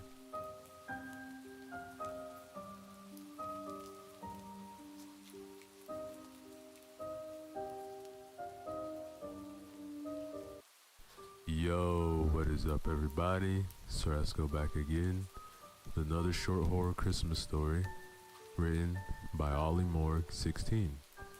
This one is titled Always Believe in the Man in Red. For this story, we'll be traveling to Bath, UK. Here is a family and a son that is called Noel, the only believer in his whole family tree. December 24th, 1998. With Noel, he was a true, dedicated believer in Christmas and Santa, the man in red. Compared to the rest of his family, They all hated the idea of Christmas, and especially Santa. They disposed the whole idea in their house and really hated Noel for even liking Christmas in the slightest bit. The special thing about Noel is that he got adopted at the age of 2 by the Smith family, as they didn't have a son, only 3 daughters. And they didn't want to take another chance at having 4 daughters. This leading to a very mixed relationship between Noel and the rest of the family. The Smith family weren't at all rich. Paying for 4 children was not an easy task. Noel always only asks for Christmas is for a peaceful and very lovely Christmas with his family. All Noel wants is to be loved fully and have a great and lovely relationship with the Smith family. Never cared for the latest phone nor the latest toys, only to be loved by a family. So, once again, Noel wishes and wishes for a loving family that I could be trapped with anything. A family that will love me and will always be together, trapped as if in a snow globe. Noel always wanted this family, but sadly, the Smith family never came to be that family he always dreamed about. Oi, Noel, get down here. It's dinner time, and if you don't come down here, you won't get nothing. Okay, Mr. Smith, coming right down. Good. And guess what? We have something special to show you. Noel wondered, what could this special thing be? He never had anything good, so Noel rushed down the stairs to see what the special item was. So, as we know you love Christmas, we actually thought to give this tradition a try. So, we have a Christmas dinner made, Mrs. Smith said. Oh, really? Oh gosh, thank you. I don't know what to say. Nah, I'm just kidding, Noel. Who do you think we are? We're retarded. We don't believe in that silly tradition, and we don't want to make our adopted son happy. So sit and stop believing in that special family you want us to be. We aren't changing. You won't be anything to anyone, Noel. What a disappointment. Mr. Smith just laughed when spitting out beer from his revolting mouth. His teeth yellow, half fallen out, rest holes with decay and brown substance everywhere inside.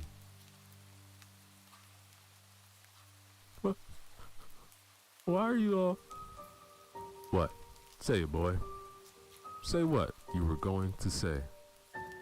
What happened? You don't have any balls? You're all mean. And as I heard you say to the neighbor, you're all dickheads. Mr. Smith stared right into Noel's eyes, looked at Mrs. Smith. She nodded her head. Mr. Smith stood up, unclipped his belt, and headed towards Noel. Come here now. If you run, it will be worse. However, Noel knew he could make it to the bathroom upstairs and lock himself away. So, he ran as fast as he could, and Mr. Smith charged after him. Noel was so close to the top, however slipped on the 3rd step to the top. He froze, turned, and saw Mr. Smith right behind him. Mr. Smith lifted his hand, battering Noel. Multiple hits, multiple pains rushed Noel's body. All while the other Smith family just listened to the beating Noel was taking. Hearing him scream, crying, and dying from the inside. Mr. Smith, heavy breathing, not stopping after 10 hits. Rage came rushing over him, and the last hit did Noel bad. Hit him right across the face, causing what feels like a sharp blade rip across his face. Tears rushed into the cuts, stinging.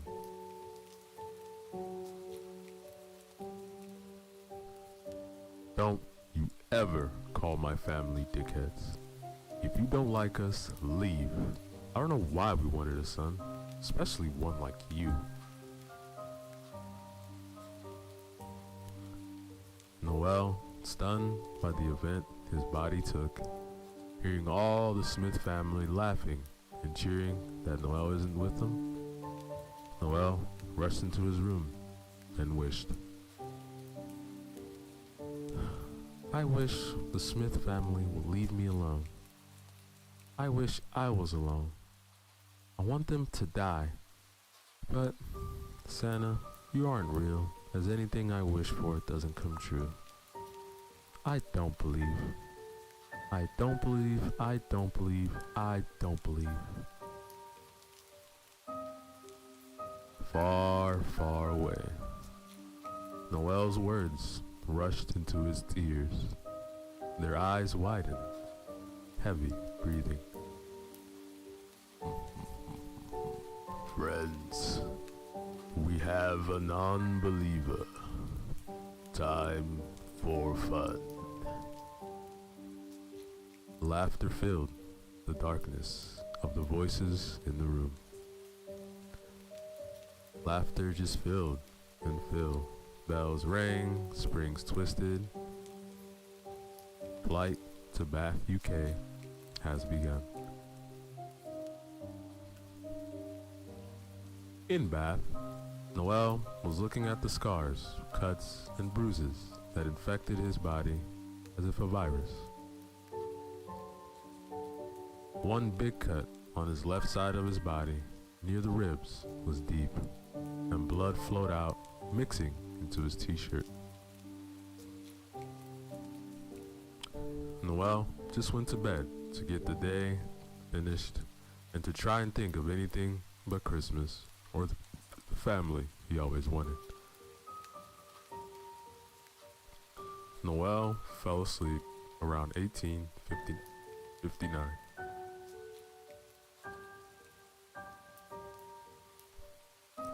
$11:32. Noel's eyes opened in milliseconds as his face pointed towards the ceiling from the loud bang. The noises continued above him. What the hell? There's no rooms above me. As the noise headed towards where his head is, it stopped. He realized that the house chimney was right next to his bed.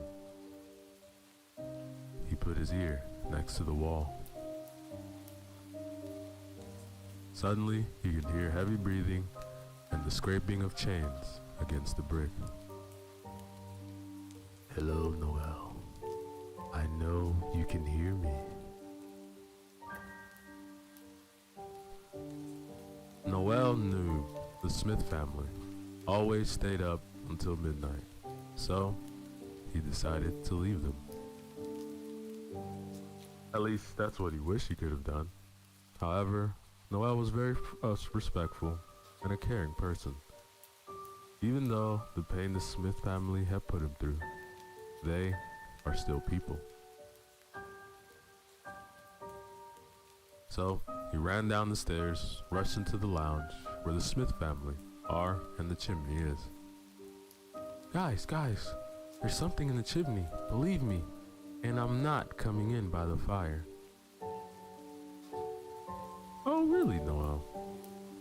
Another one of your stupid, spirited Christmas speeches? No, I'm serious. There really is. All the Smith family stood up and stared at him, all backs towards the fire.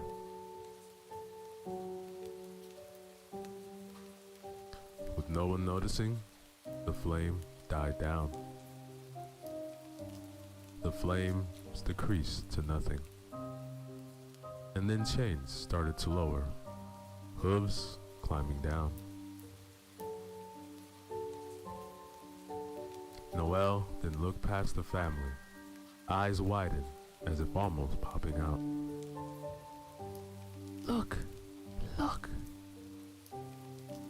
Mr. Smith turned around. A figure, around 6'8" in height, face covered by fur, eyes glowing red, nose black with red spots. The mouth half open, its blue-colored tongue hanging out.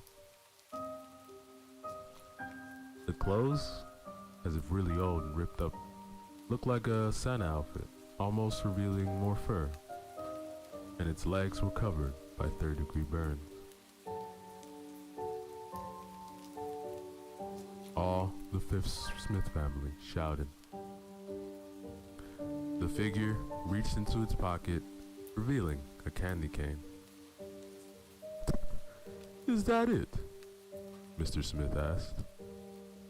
Right then and there, the figure stabbed right in the middle of his face, blood splattering out. The floor became a murder house. He turned to the family, blood steaming out of his head. He fell to the floor, and the sound of the candy cane digging deeper into his face. The figure then turned Mr. Smith around, ripped the candy cane right out of his head, and all you could see was blood spouting and brain tissue everywhere. The figure just stood, laughing at him.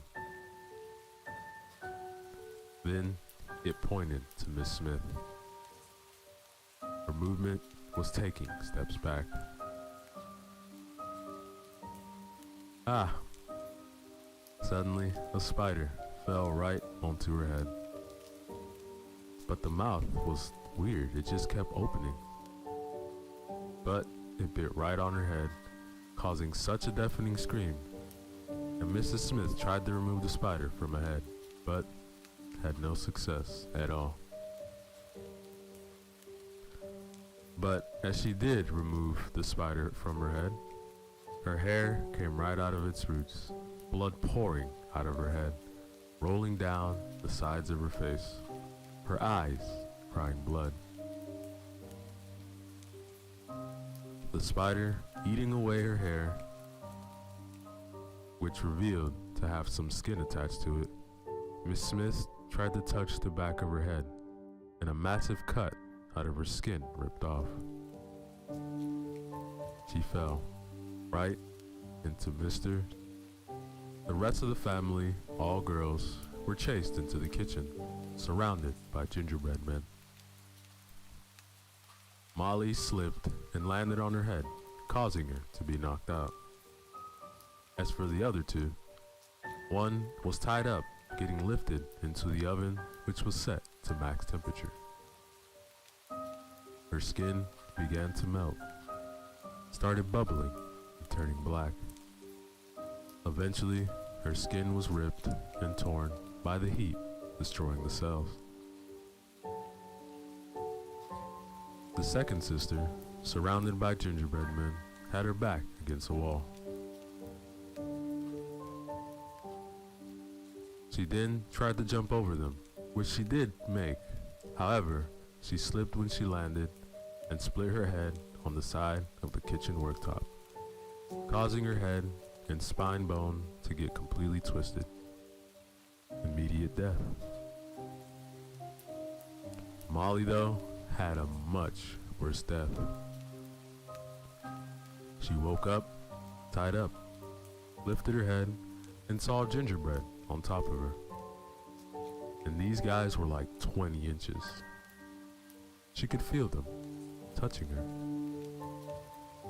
A couple of them grabbed the shorts she was wearing and started to pull them to her knees, then headed towards her privates.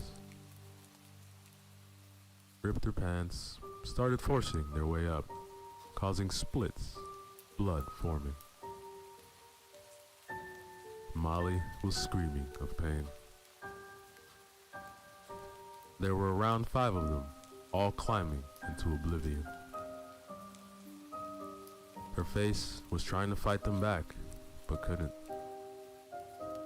All of them made it into her. Her chest started to pop up and down, screaming at the top of her lungs. They are! And suddenly, the gingerbread ripped straight through her chest, her lungs, but you can still see her heart beating, and all the blood came rushing out. The revolt of the scene was as if World War III was in one room. Then all 5 gingerbread men reappeared, covered in guts and blood, laughing in horrific ways. Guess your cherry got popped, one of the gingerbread men shouted. And then the house fell silent.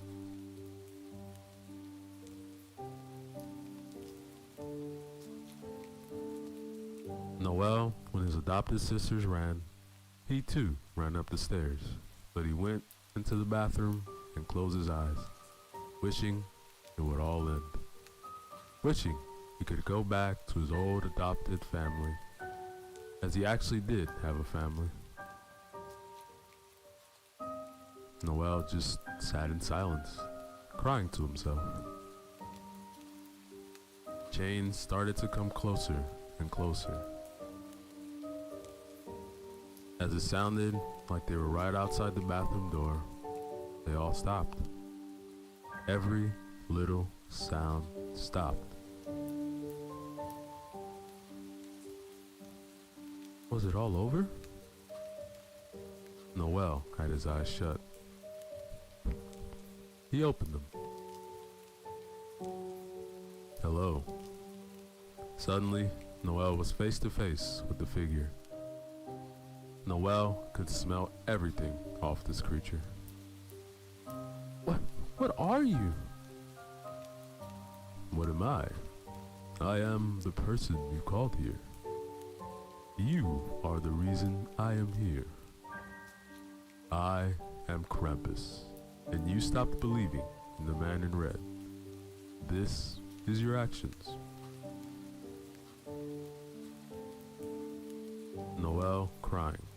Krampus put his goat hoof to wipe it away. He grabbed Noel by the arm and pulled him downstairs.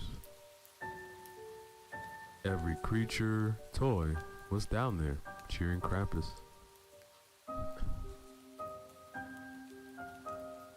Krampus threw Noel in the chimney, waved goodbye, and walked to a table, lit a match, and the gingerbread had cooking oil, and poured it right over Noel.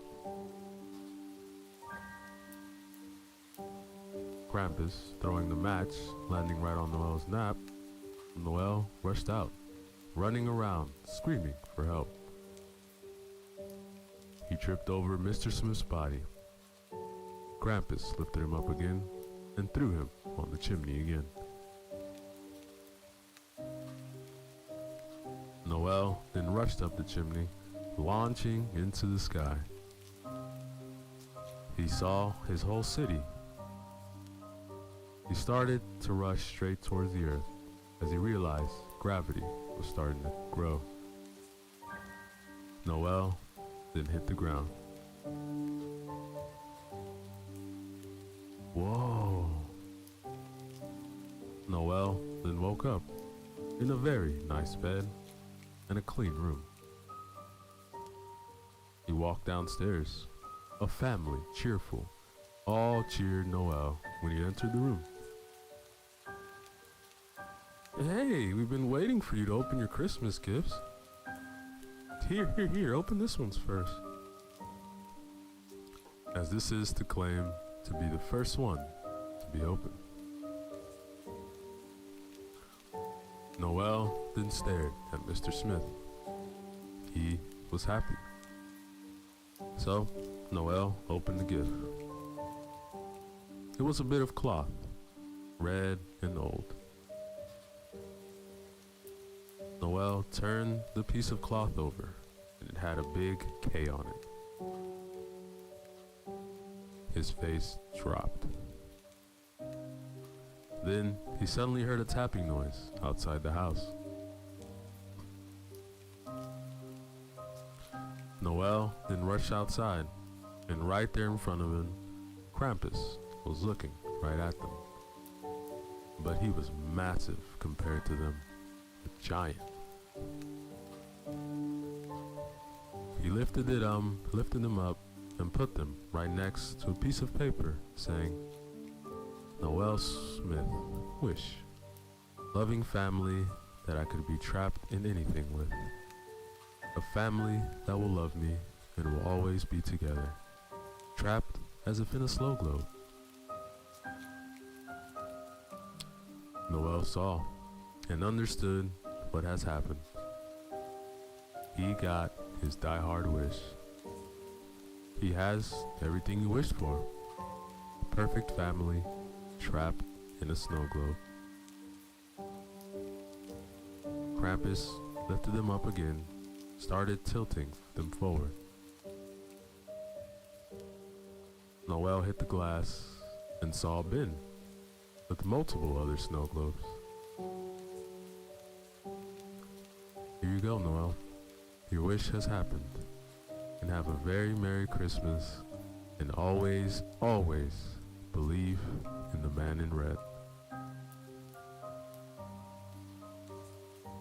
The Smith snow globe fell straight into the pit of other abandoned snow globes. Krampus then waved and covered the pit to make it complete darkness.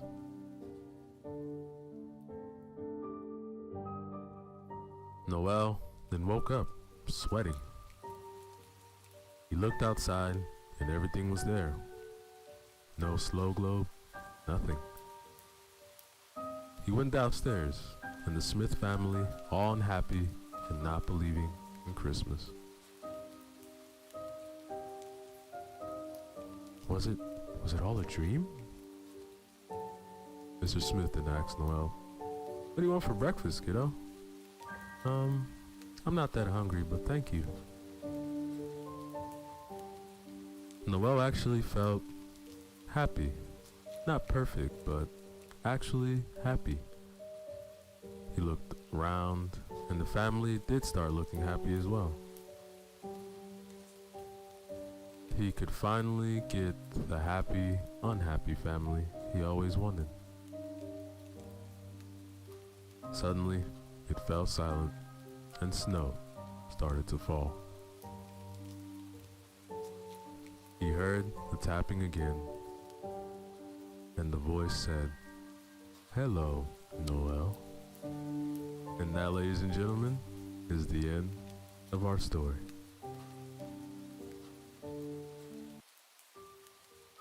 Yo, what is up, everybody? Ceresco back again. This time with some short Christmas horror stories for you guys, written by Ollie Morg 16. Remember to use the links in the description below. Show love to them, like, comment, and subscribe. Story 1, The Mall That Ended It All. For this story, let's travel to Michigan, USA, where we will meet our main characters in this story, and we will find out the details of their journey that began on December 20th, 2015. The day was cool, snow falling, covering everything like a pen over paper. It was all white, no color, a monochrome of man-raised images. Chris and Jamie have been up for an hour, waiting for the time to go head off straight to the closest mall for a late Christmas shop. With Jamie, she loves Christmas, and every year when the year turns to December the 1st, the decorations and music all pop out and begin the countdown to the 25th of December. While Chris does like Christmas, but not as much or excited compared to Jamie, he loves Jamie's emotions and feelings about Christmas. He's beginning to love Christmas almost as much as her. The mall that they want to go to opens at 10 a.m. and it's called Briarwood Mall.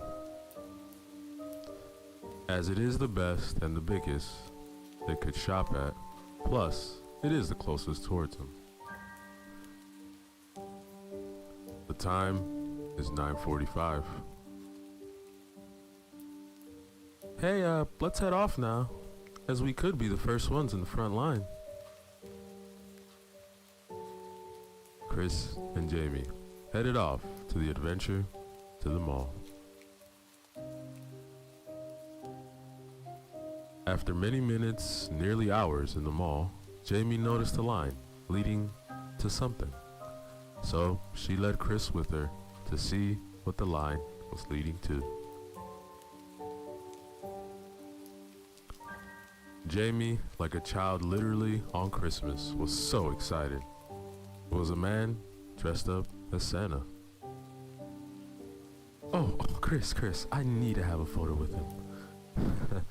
Okay, but I think it's a little bit creepy that a man is dressed up as Santa. They were only a couple spots away from Jamie's photo with Santa, when Chris noticed that the Santa guy was fully constrained on something. So Chris followed where his eyes were leading to. The guy was looking at his girlfriend, Jamie. I knew because I moved places with her, and his eyes glided across his face as a cheetah hunting his prey. I even moved in front of her. When we locked eyes, his face turned from almost pleasurable face to pure rage and anger. Chris blinked uncontrollably, but the Santa never did. Only made full eye contact. Hey, Chris, move out of the way. Santa's waiting for me, Jamie said, as Chris didn't notice that all that time, the people in front had their turns already.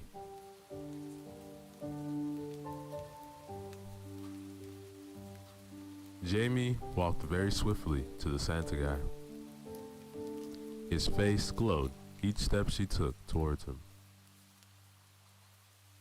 Santa's smile widened, showing gross and greenish teeth that is almost supernatural-like. Chris, come on, take photos of me and Santa. So, each photo, Jamie looked straight at the camera, posing so lovely and beautiful. But Santa noticed, and Chris noticed, that Santa was never looking at the camera, but only at her. His nose moved up and down, producing a sniffing noise that somehow Jamie didn't notice at all. Alright, I think that's enough photos with Santa, Jamie. Don't you think? No, leave baby Jamie, Santa said. Pardon? How dare you call my girlfriend like that? Who do you think you are? You don't call people baby girl, especially when you aren't dating them. Like, plus, man, you work with kids, dude. I'm so sorry, mister. It's just, Jamie is so perfect and beautiful. She will be mine. Get away from her. I said get away from her now. Too late. She's already mine. Tonight at 11 p.m. She won't be yours anymore, Chris. Say goodbye. No, get away from her. Chris grabbed Jamie by her hand, pulled her away from Santa, and Jamie reacted saying, Chris, what the hell are you doing? You didn't take the last photo. What's wrong with you? Look, the Santa just told me everything about taking you away from me. What are you talking about? The Santa guy was just telling you that you were lucky to have me. And that's when you just stood looking at him, almost having a daydream. Chris was reviewing everything that just happened. By then, the next person was having photos with the Santa guy. But still, he was watching Jamie, not even the kid having the photo with him. See you later, you good girl. Alright, that's it. You better shut the fuck up right now before I hit that fake beard off your round head. Everyone in the radius of Chris and Jamie was staring at them. Shut up, Chris. You're embarrassing me. Chris and Jamie were silent all the way back home, with a beeping sound being in the background.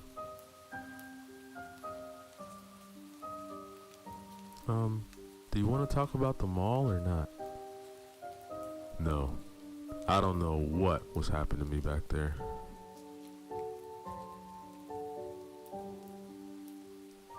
Hours passed. They unpacked everything and almost had forgotten about everything that happened at the mall. Chris and Jamie watched multiple Christmas movies, Elf, and Die Hard. Chris looked outside the window and noticed that there was some sort of print on the window. He rushed towards it and closed the curtains with pure accuracy and speed.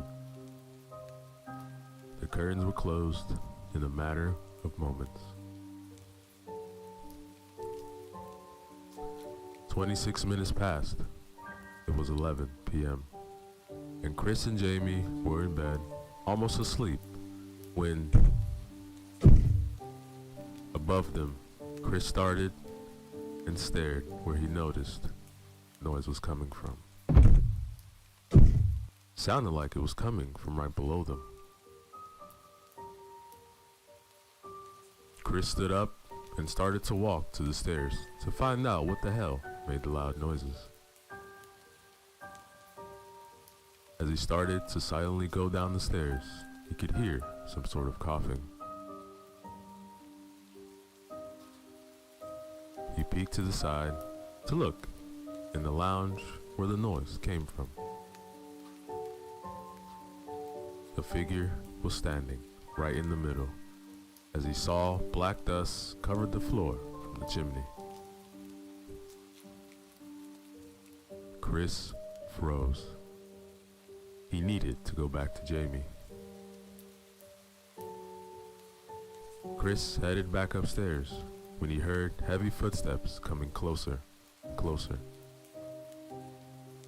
Chris finally made it to the bedroom.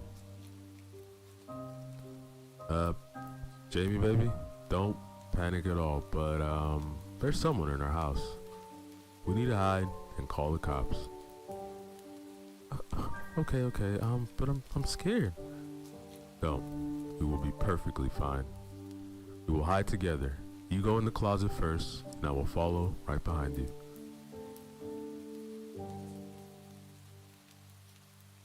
Jamie comfortable, and now she started to calm down with every breath.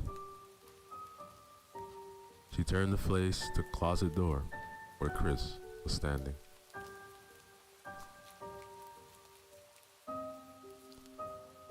The most high-pitched and deathly scream ever produced, yelled out his name, and Chris jumped and locked in place. He tried to twist as fast as he could, but he was face to face with the 6'2" man. Eyes bloodshot, fully widened, heavy breathing, with anger raised inside of him. Mouth converted into a deadly angered movement. In his hand, a wooden bat that had red marks covered in the end. As Chris just noticed, he fell to the floor, creating a boom of sound of an earthquake. Black covered his eyes. Chris woke up seconds later, eyes bobbing up and down.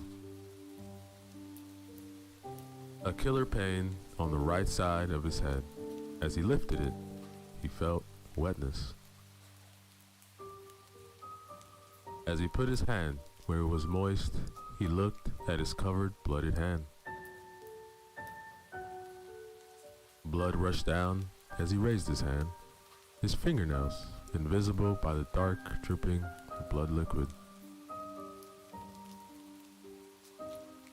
Chris felt sick rushing up his throat, adding to his fully covered dark red hand. The blood and sick made an extra thick substance that was unbearable to stare or even smell. As the rioting of the sick and blood rushed to cover the wooden boards, "Chris, help! Please, help!"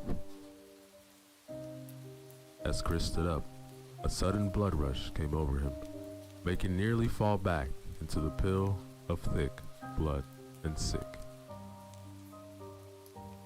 Eventually, Chris got his vision back and rushed downstairs. Nearly falling down the steps, every second he was wondering what is happening to Jamie. He made it to the lounge where the chimney is, and horror as the dim lights from outside were trying to go through the curtains. "Help! Chris, fucking help! Turn a light on!" Chris rushed and turned the light on. He stood staring at Jamie getting lifted up the chimney. Half her body is up the chimney, tar falling with every lift the man did.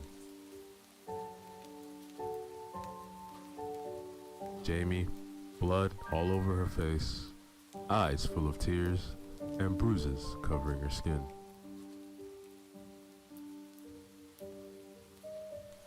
Chris rushed to grab her hand and pull her down. As he was under the chimney, looking at Jamie's pure horrified face, tears were hitting Chris's face, rushing into his cut, burning, and pain rushed to his face. Chris looked past Jamie's horrid face. The Santa was fully black, and all the white fur from the Santa's coat was now a dark red. No part of the suit was at all white. "Chris, let go. Let go. She isn't yours. She never was, Chris." Chris kept on pulling and pulling. Meanwhile, Santa was pulling and pulling, and he had much more strength compared to Chris.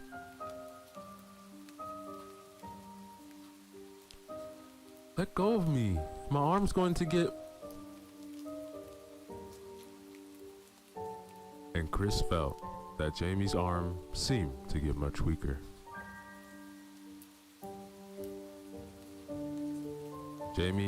Kristen looked up at Jamie's arm. It was floppy and moved with no control. Jamie had her arm pulled from the socket. It was loose and had zero control. Then Chris began to become weak. There was nothing he could do. His arm gave up.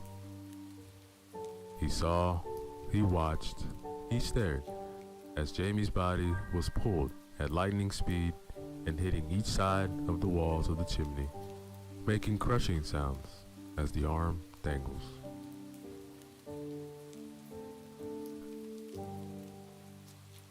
They reached the very top. It was silent. Chris just kept staring straight up. All he could see was the Santa and his glowing red eyes looking straight down, and waved with the biggest grin spread across his face. Chris, go outside and say goodbye, Chris. Chris rushed to the door, went into the freezing snow atmosphere, and went as far as he was able to see to the top of the roof, where he was able to see the outlines of Jamie and the horrific Santa. Jamie forced to couple hands with him. He said, "So, Chris, this is it. Your last time to be able to see my girl ever again. And never again. Will you make me not see these eyes never again? Will you stand in my way? I will be able to keep these eyes with me. The good girl is always with me." Chris saw the Santa reach into his pocket. A knife emerged from within his pocket. "These eyes will be mine, so will she. Do you hear me, Chris?" As the Santa finished that sentence, with full force, shoved the knife into Jamie's left eye. Blood spilled out, spitting in the shadows. Jamie just fell on the floor screaming, but the Santa just saying, "Stand up. Let me carve your beautiful eyes." The Santa forced Jamie back up, holding her face up. But nothing happened. Once again, it fell silent. Chris, as I will say to everyone, have a very Merry Christmas and a very Happy New Year, and all a good night. By his final words, Chris stared, and they disappeared in a matter of moments. No fall, nothing. Gone into oblivion.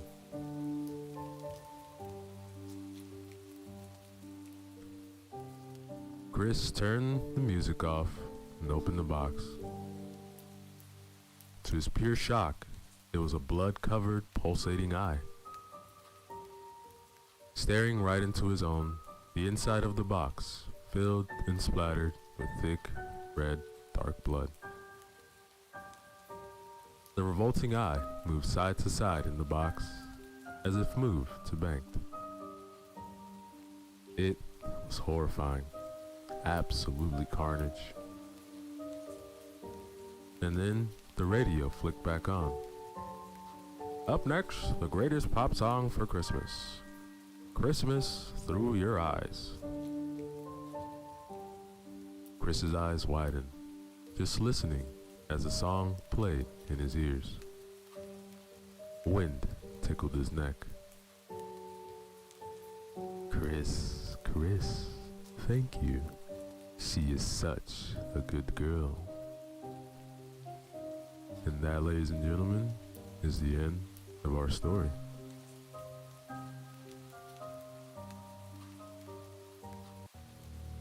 Yo, what is up, everybody? Let's go back again.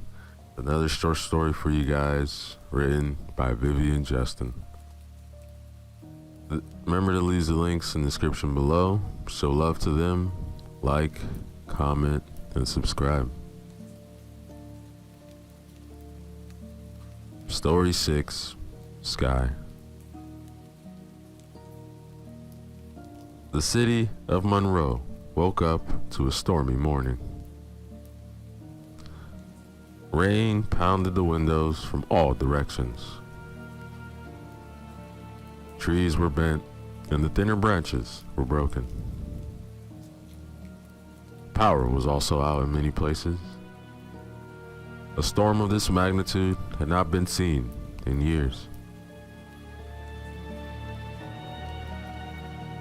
Jamie and his family took shelter in the basement living room.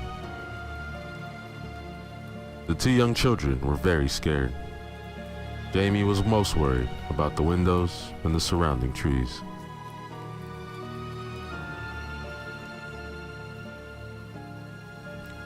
The fierce winds had stopped and the rain had stopped, so Jamie and his family went upstairs in peace.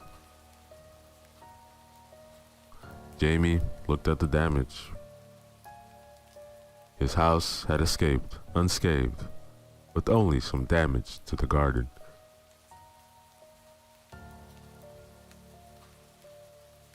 Jamie stood on the porch.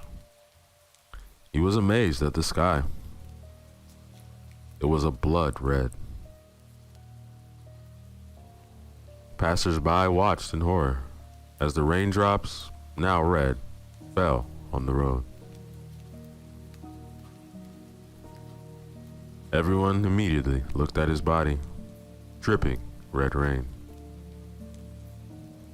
The sky was getting gloomier.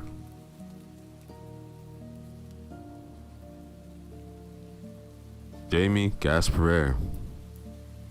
The children ran to him, but he shooed them off. One by one, he stepped off the steps and walked beside the bewildered crowd. He heard everything. Someone shouted that the gates of hell had opened. Others thought the unusual phenomenon was a curse from God because people were living in sin. Someone else wanted to draw parallels with meteorology.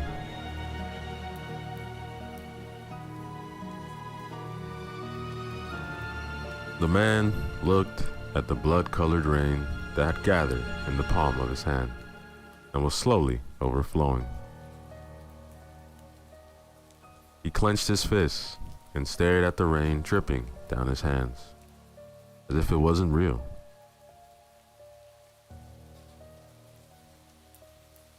A golden crack, about 1.5 meters across, appeared in the sky.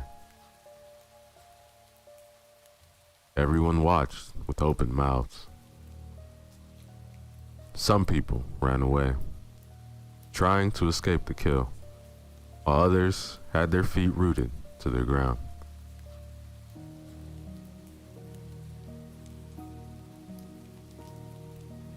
The crack widened, and 4 riders stepped through. The horsemen were covered in a black shroud. Their horses were skeleton. They descended to the ground, and from there, the men fled in a frenzy.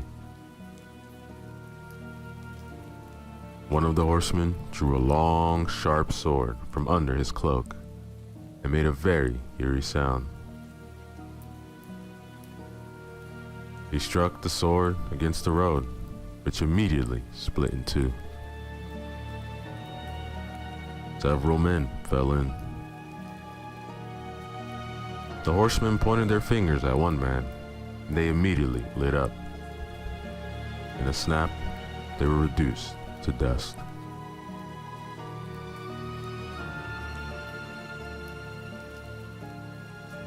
Jamie rushed into the house and with 2 children in his arms, hurried down the cellar. They locked themselves in as he worked to calm the little ones. One of the men in black stood in front of the mayor. He cut him in half with a swing of his sword. Another set the houses on fires. Next thing you know, the streets were empty. The vast majority were already dead. Others were hiding.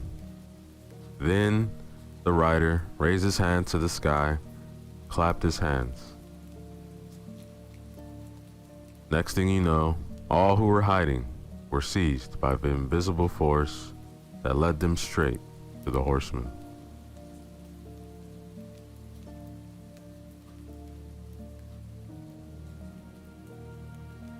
Jamie and the children cried. The force separated them. The bloody rain became more intense, more frequent. One of the riders lifted the local undertaker high into the air, and with that momentum, threw him into the road. The Jamie could see golden colors running down the cracks in the road. An earthquake followed, and the Jamies were held in the air by a force almost demonic. Suddenly, they heard noises in the distance. Most of the survivors looked in that direction. Many people appeared, but they were no longer human. Their eyes were completely black, and blood was gushing from their tear ducts. They surrounded the riders, and one after another, they picked out the men from the invisible force. Jamie looked worriedly at his children. He looked down and saw below him 2 black-eyed men tearing his neighbor to pieces. Body parts were flying everywhere. Jamie gasped for air.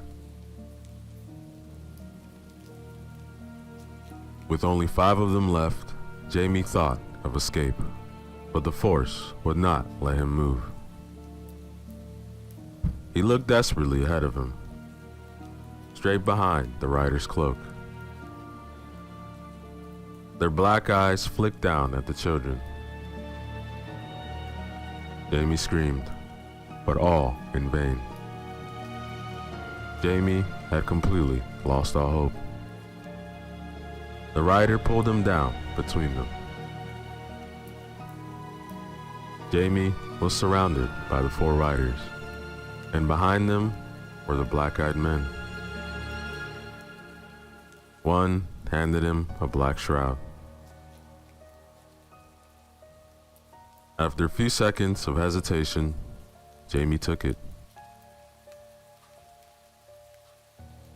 He adjusted it to himself, and everything he knew about the world, everyone he knew, vanished into thin air, and an unfamiliar feeling came over him. The riders were now 5, and through the crack, they left with Jamie. And that, ladies and gentlemen, is the end of our story. Yo, what is up, everybody? So let's go back again with another short horror story written by Vivian Justin. Remember to use the links in the description below. Show love to them. Like, comment, and subscribe. Sand.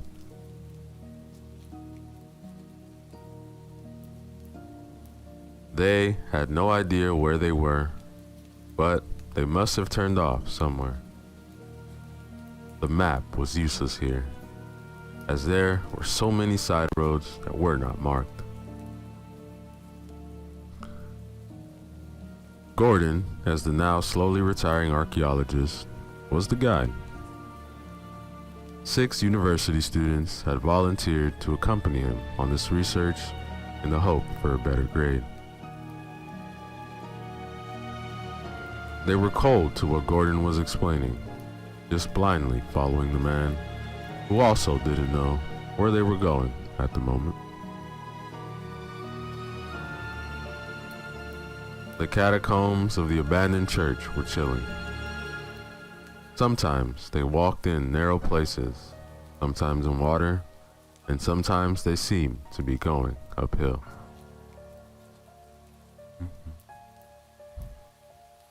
The students really enjoyed it. It was like a horror movie for them. They were jumping on each other. Gordon was less happy about it. He was terribly worried.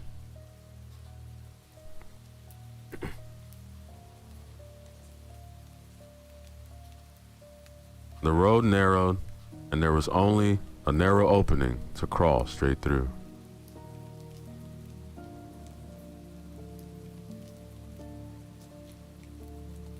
One by one, Gordon and the students crept through the passage. But Barry, the slightly stocky student, was stuck. Panic overwhelmed him.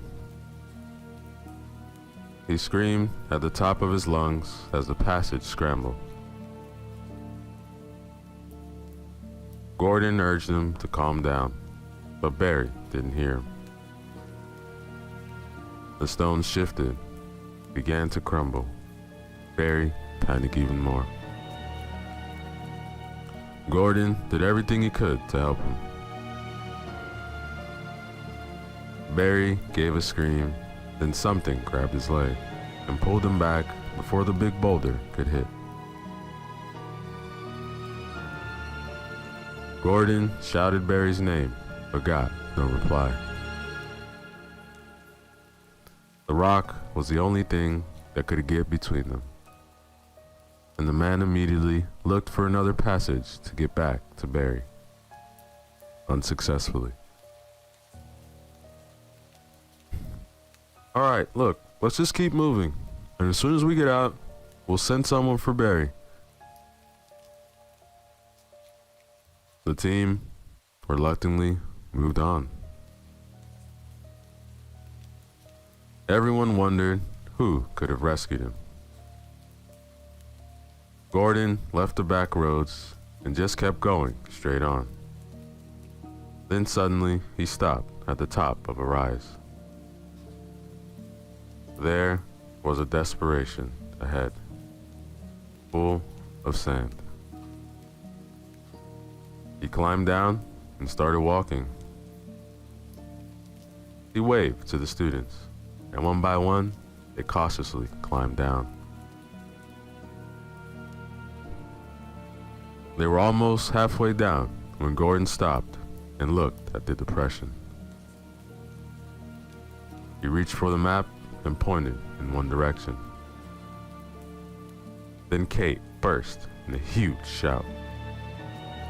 Something had cut her ankle.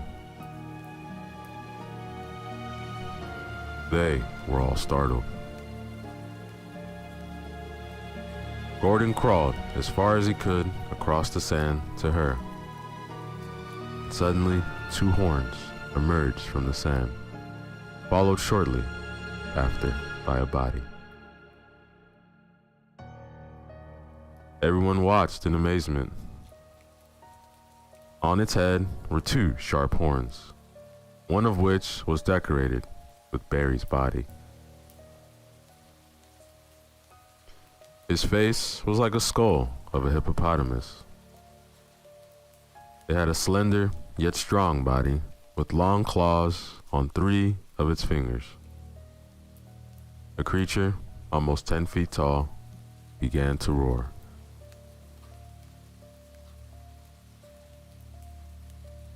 No one dared move. Gordon gasped for breath. He didn't know what to do. They could barely move in the sand. Suddenly, the creature's roar stopped, and with one finger, it pierced Kate's body completely. The sight made everyone run for their lives.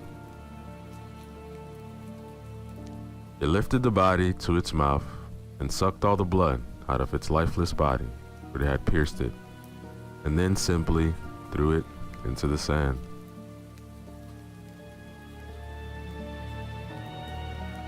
Gordon watched for a few seconds as the students tried to make their way down the passage.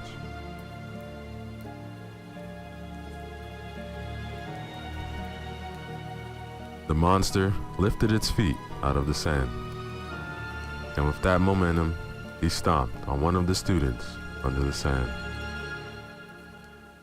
He lifted it up between its fingers and, finding it still alive, threw it hard against the wall. The wall shook and debris fell into the sand. By the time Gordon realized that only 3 of his students were still alive, the monster had picked Mike up again and bared his sharp teeth, mauled him to pieces. What a massacre, Gordon thought to himself. Honestly, he saw no chance of survival, but he relaxed a little when he saw that 2 students were already close to the corridor. He took his chance and worked to distract them. He was shouting and shouting, but the monster was still munching on Mike's body. Gordon climbed to the front of one of the passageways, trying to get his attention.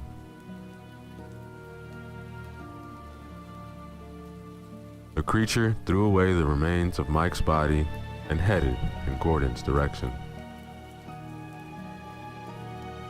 As soon as he saw his students in the cavern, he felt a warm sensation.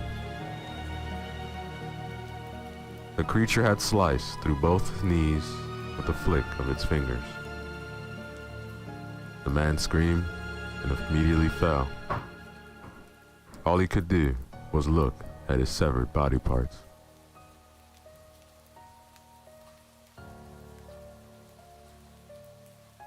After a few tears, the 2 students started walking straight. One stopped and took a deep breath. The only thing that would help them right now was Gordon and the map. Gordon was almost bleeding to death. He fumbled in his pocket. He wanted to smoke one last cigarette. With the cigarette, he pulled the map from his pocket. He looked at it with widened eyes. Then he saw the 2 boys. The creature suddenly emerged from the sand and grabbed both students. Gordon lit his cigarette.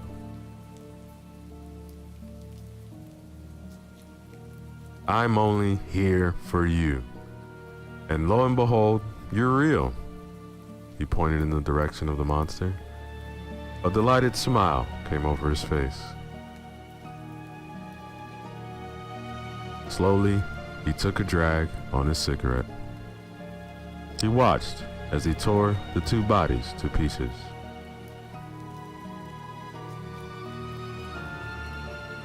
That's the best cigarette I've had, other than after sex.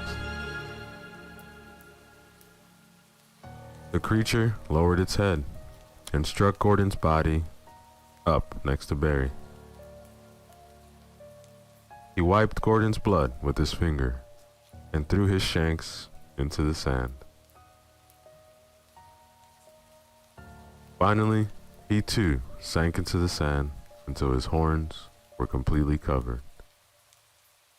And see, it was real. That, ladies and gentlemen, is the end of our story. Yo, what is up, everybody? Let's go back again. Another short horror story for you guys, written by Vivian Justin. Remember to use the links in the description below show love to them, like, comment, and subscribe. Story 3, Puppet.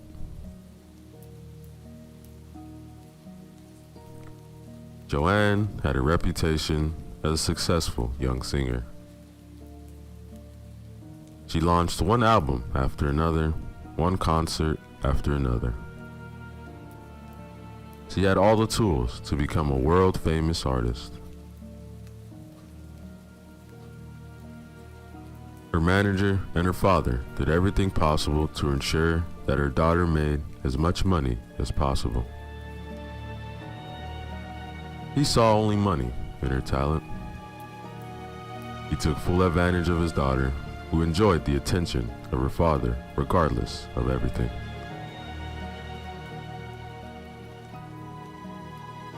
The crew went to Boston for a big concert. So far, over 80,000 people had bought tickets.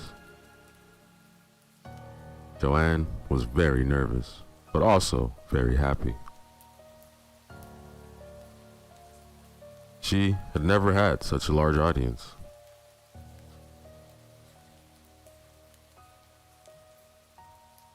On the eve of the concert, the crew noticed that Joanne was acting strangely. Her speech was slurred, her movements were unsteady. They simply didn't know whether her behavior was caused by the stress of the concert or by something else.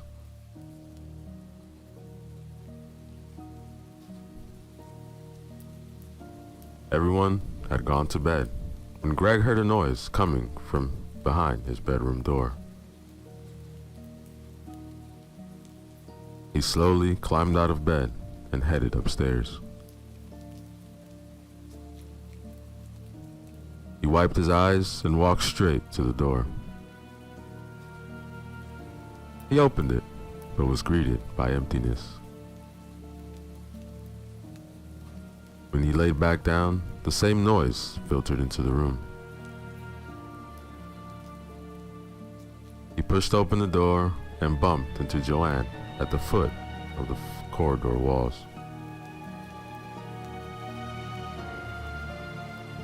Greg carried her into the room and laid her on her bed. Joanne just stared at the ceiling with a shaky face. With half an ear, he could hear the man calling to him. But he simply could not answer.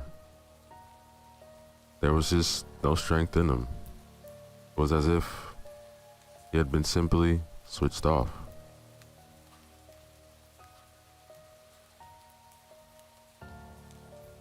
The next day, nothing of Joanne's behavior of the previous day was noticeable. Although the whole room was filled with the sound of her father's exasperation, who was talking about a software glitch on his phone, everyone was listening to him. As the time approached, Joanne became more and more nervous. She was afraid that the concert would not go as planned. Somehow, she felt that her limbs were not moving as she would have liked, and her speech changed from one moment to the next.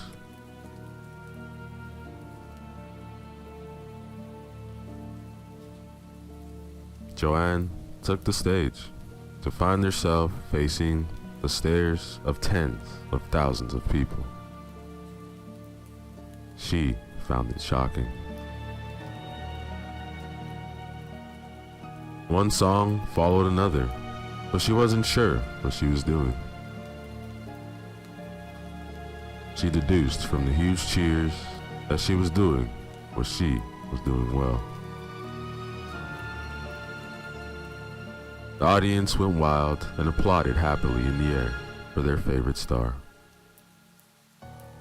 The light show was just icing on the cake.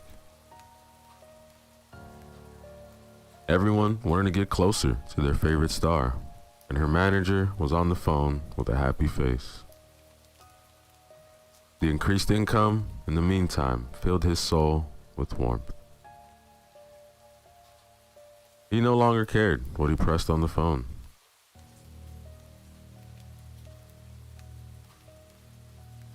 Joanne suddenly stumbled, but corrected the slip without attracting attention. She was losing more and more control over her own body. Suddenly, a strange feeling came over her. It was like a time bomb had gone off. The manager jumped into his car and left the venue before the concert was over, watching the action from a distance of about 2 kilometers.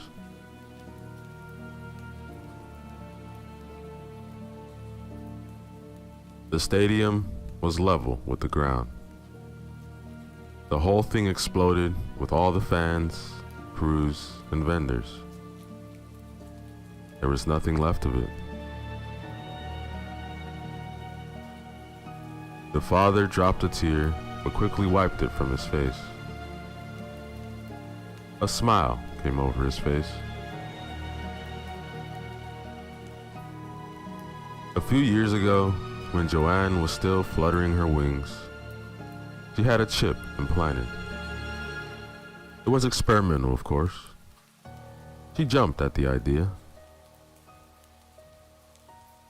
From then on, her father didn't let his daughter stray off course. He controlled her speech and her movements. The biggest hit of the Boston concert came when Greg told her she was talentless. Now, he's written himself into the history books for eternity. Now, the name of my talentless self will live on forever.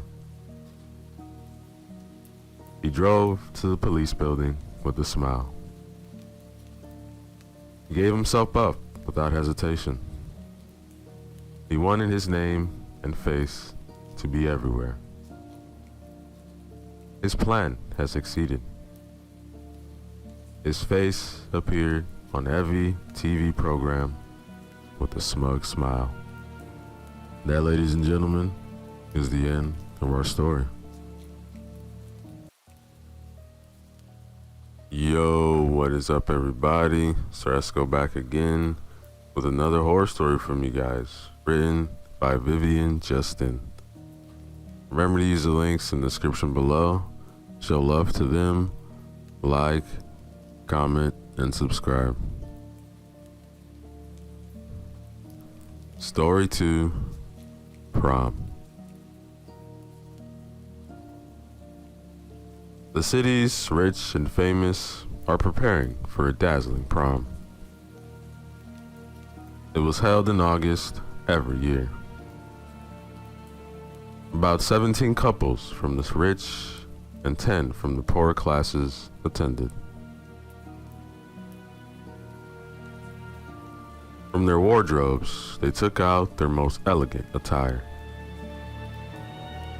The rest of the town always watched enviously as the well-dressed couples paraded through the streets. The poorer of the 10 couples were transported by limousine to the ball. Every single guest was eagerly awaiting the event. The rich guests were always a constant. The poor changed from year to year. As soon as all the guests arrived, the doors of the building were closed and they were led into a huge hall. In addition to the hall, there were 4 living rooms, a kitchen, 3 bathrooms, a large cellar, and a living room. Long stairs led up from the hall to the bedrooms. The round tables were joined by 4 chairs. They sat around it, and as soon as the last guest was seated, a horde of waiters appeared with plates in their hands. The 4-course feast was eye-catching in appearance, but it was a taste that took the cake. At the end of the meal, the waiters collected the plates. Soft music played in the background and the lights dimmed. At the top of the stairs was a very handsome man in a mask, holding a microphone.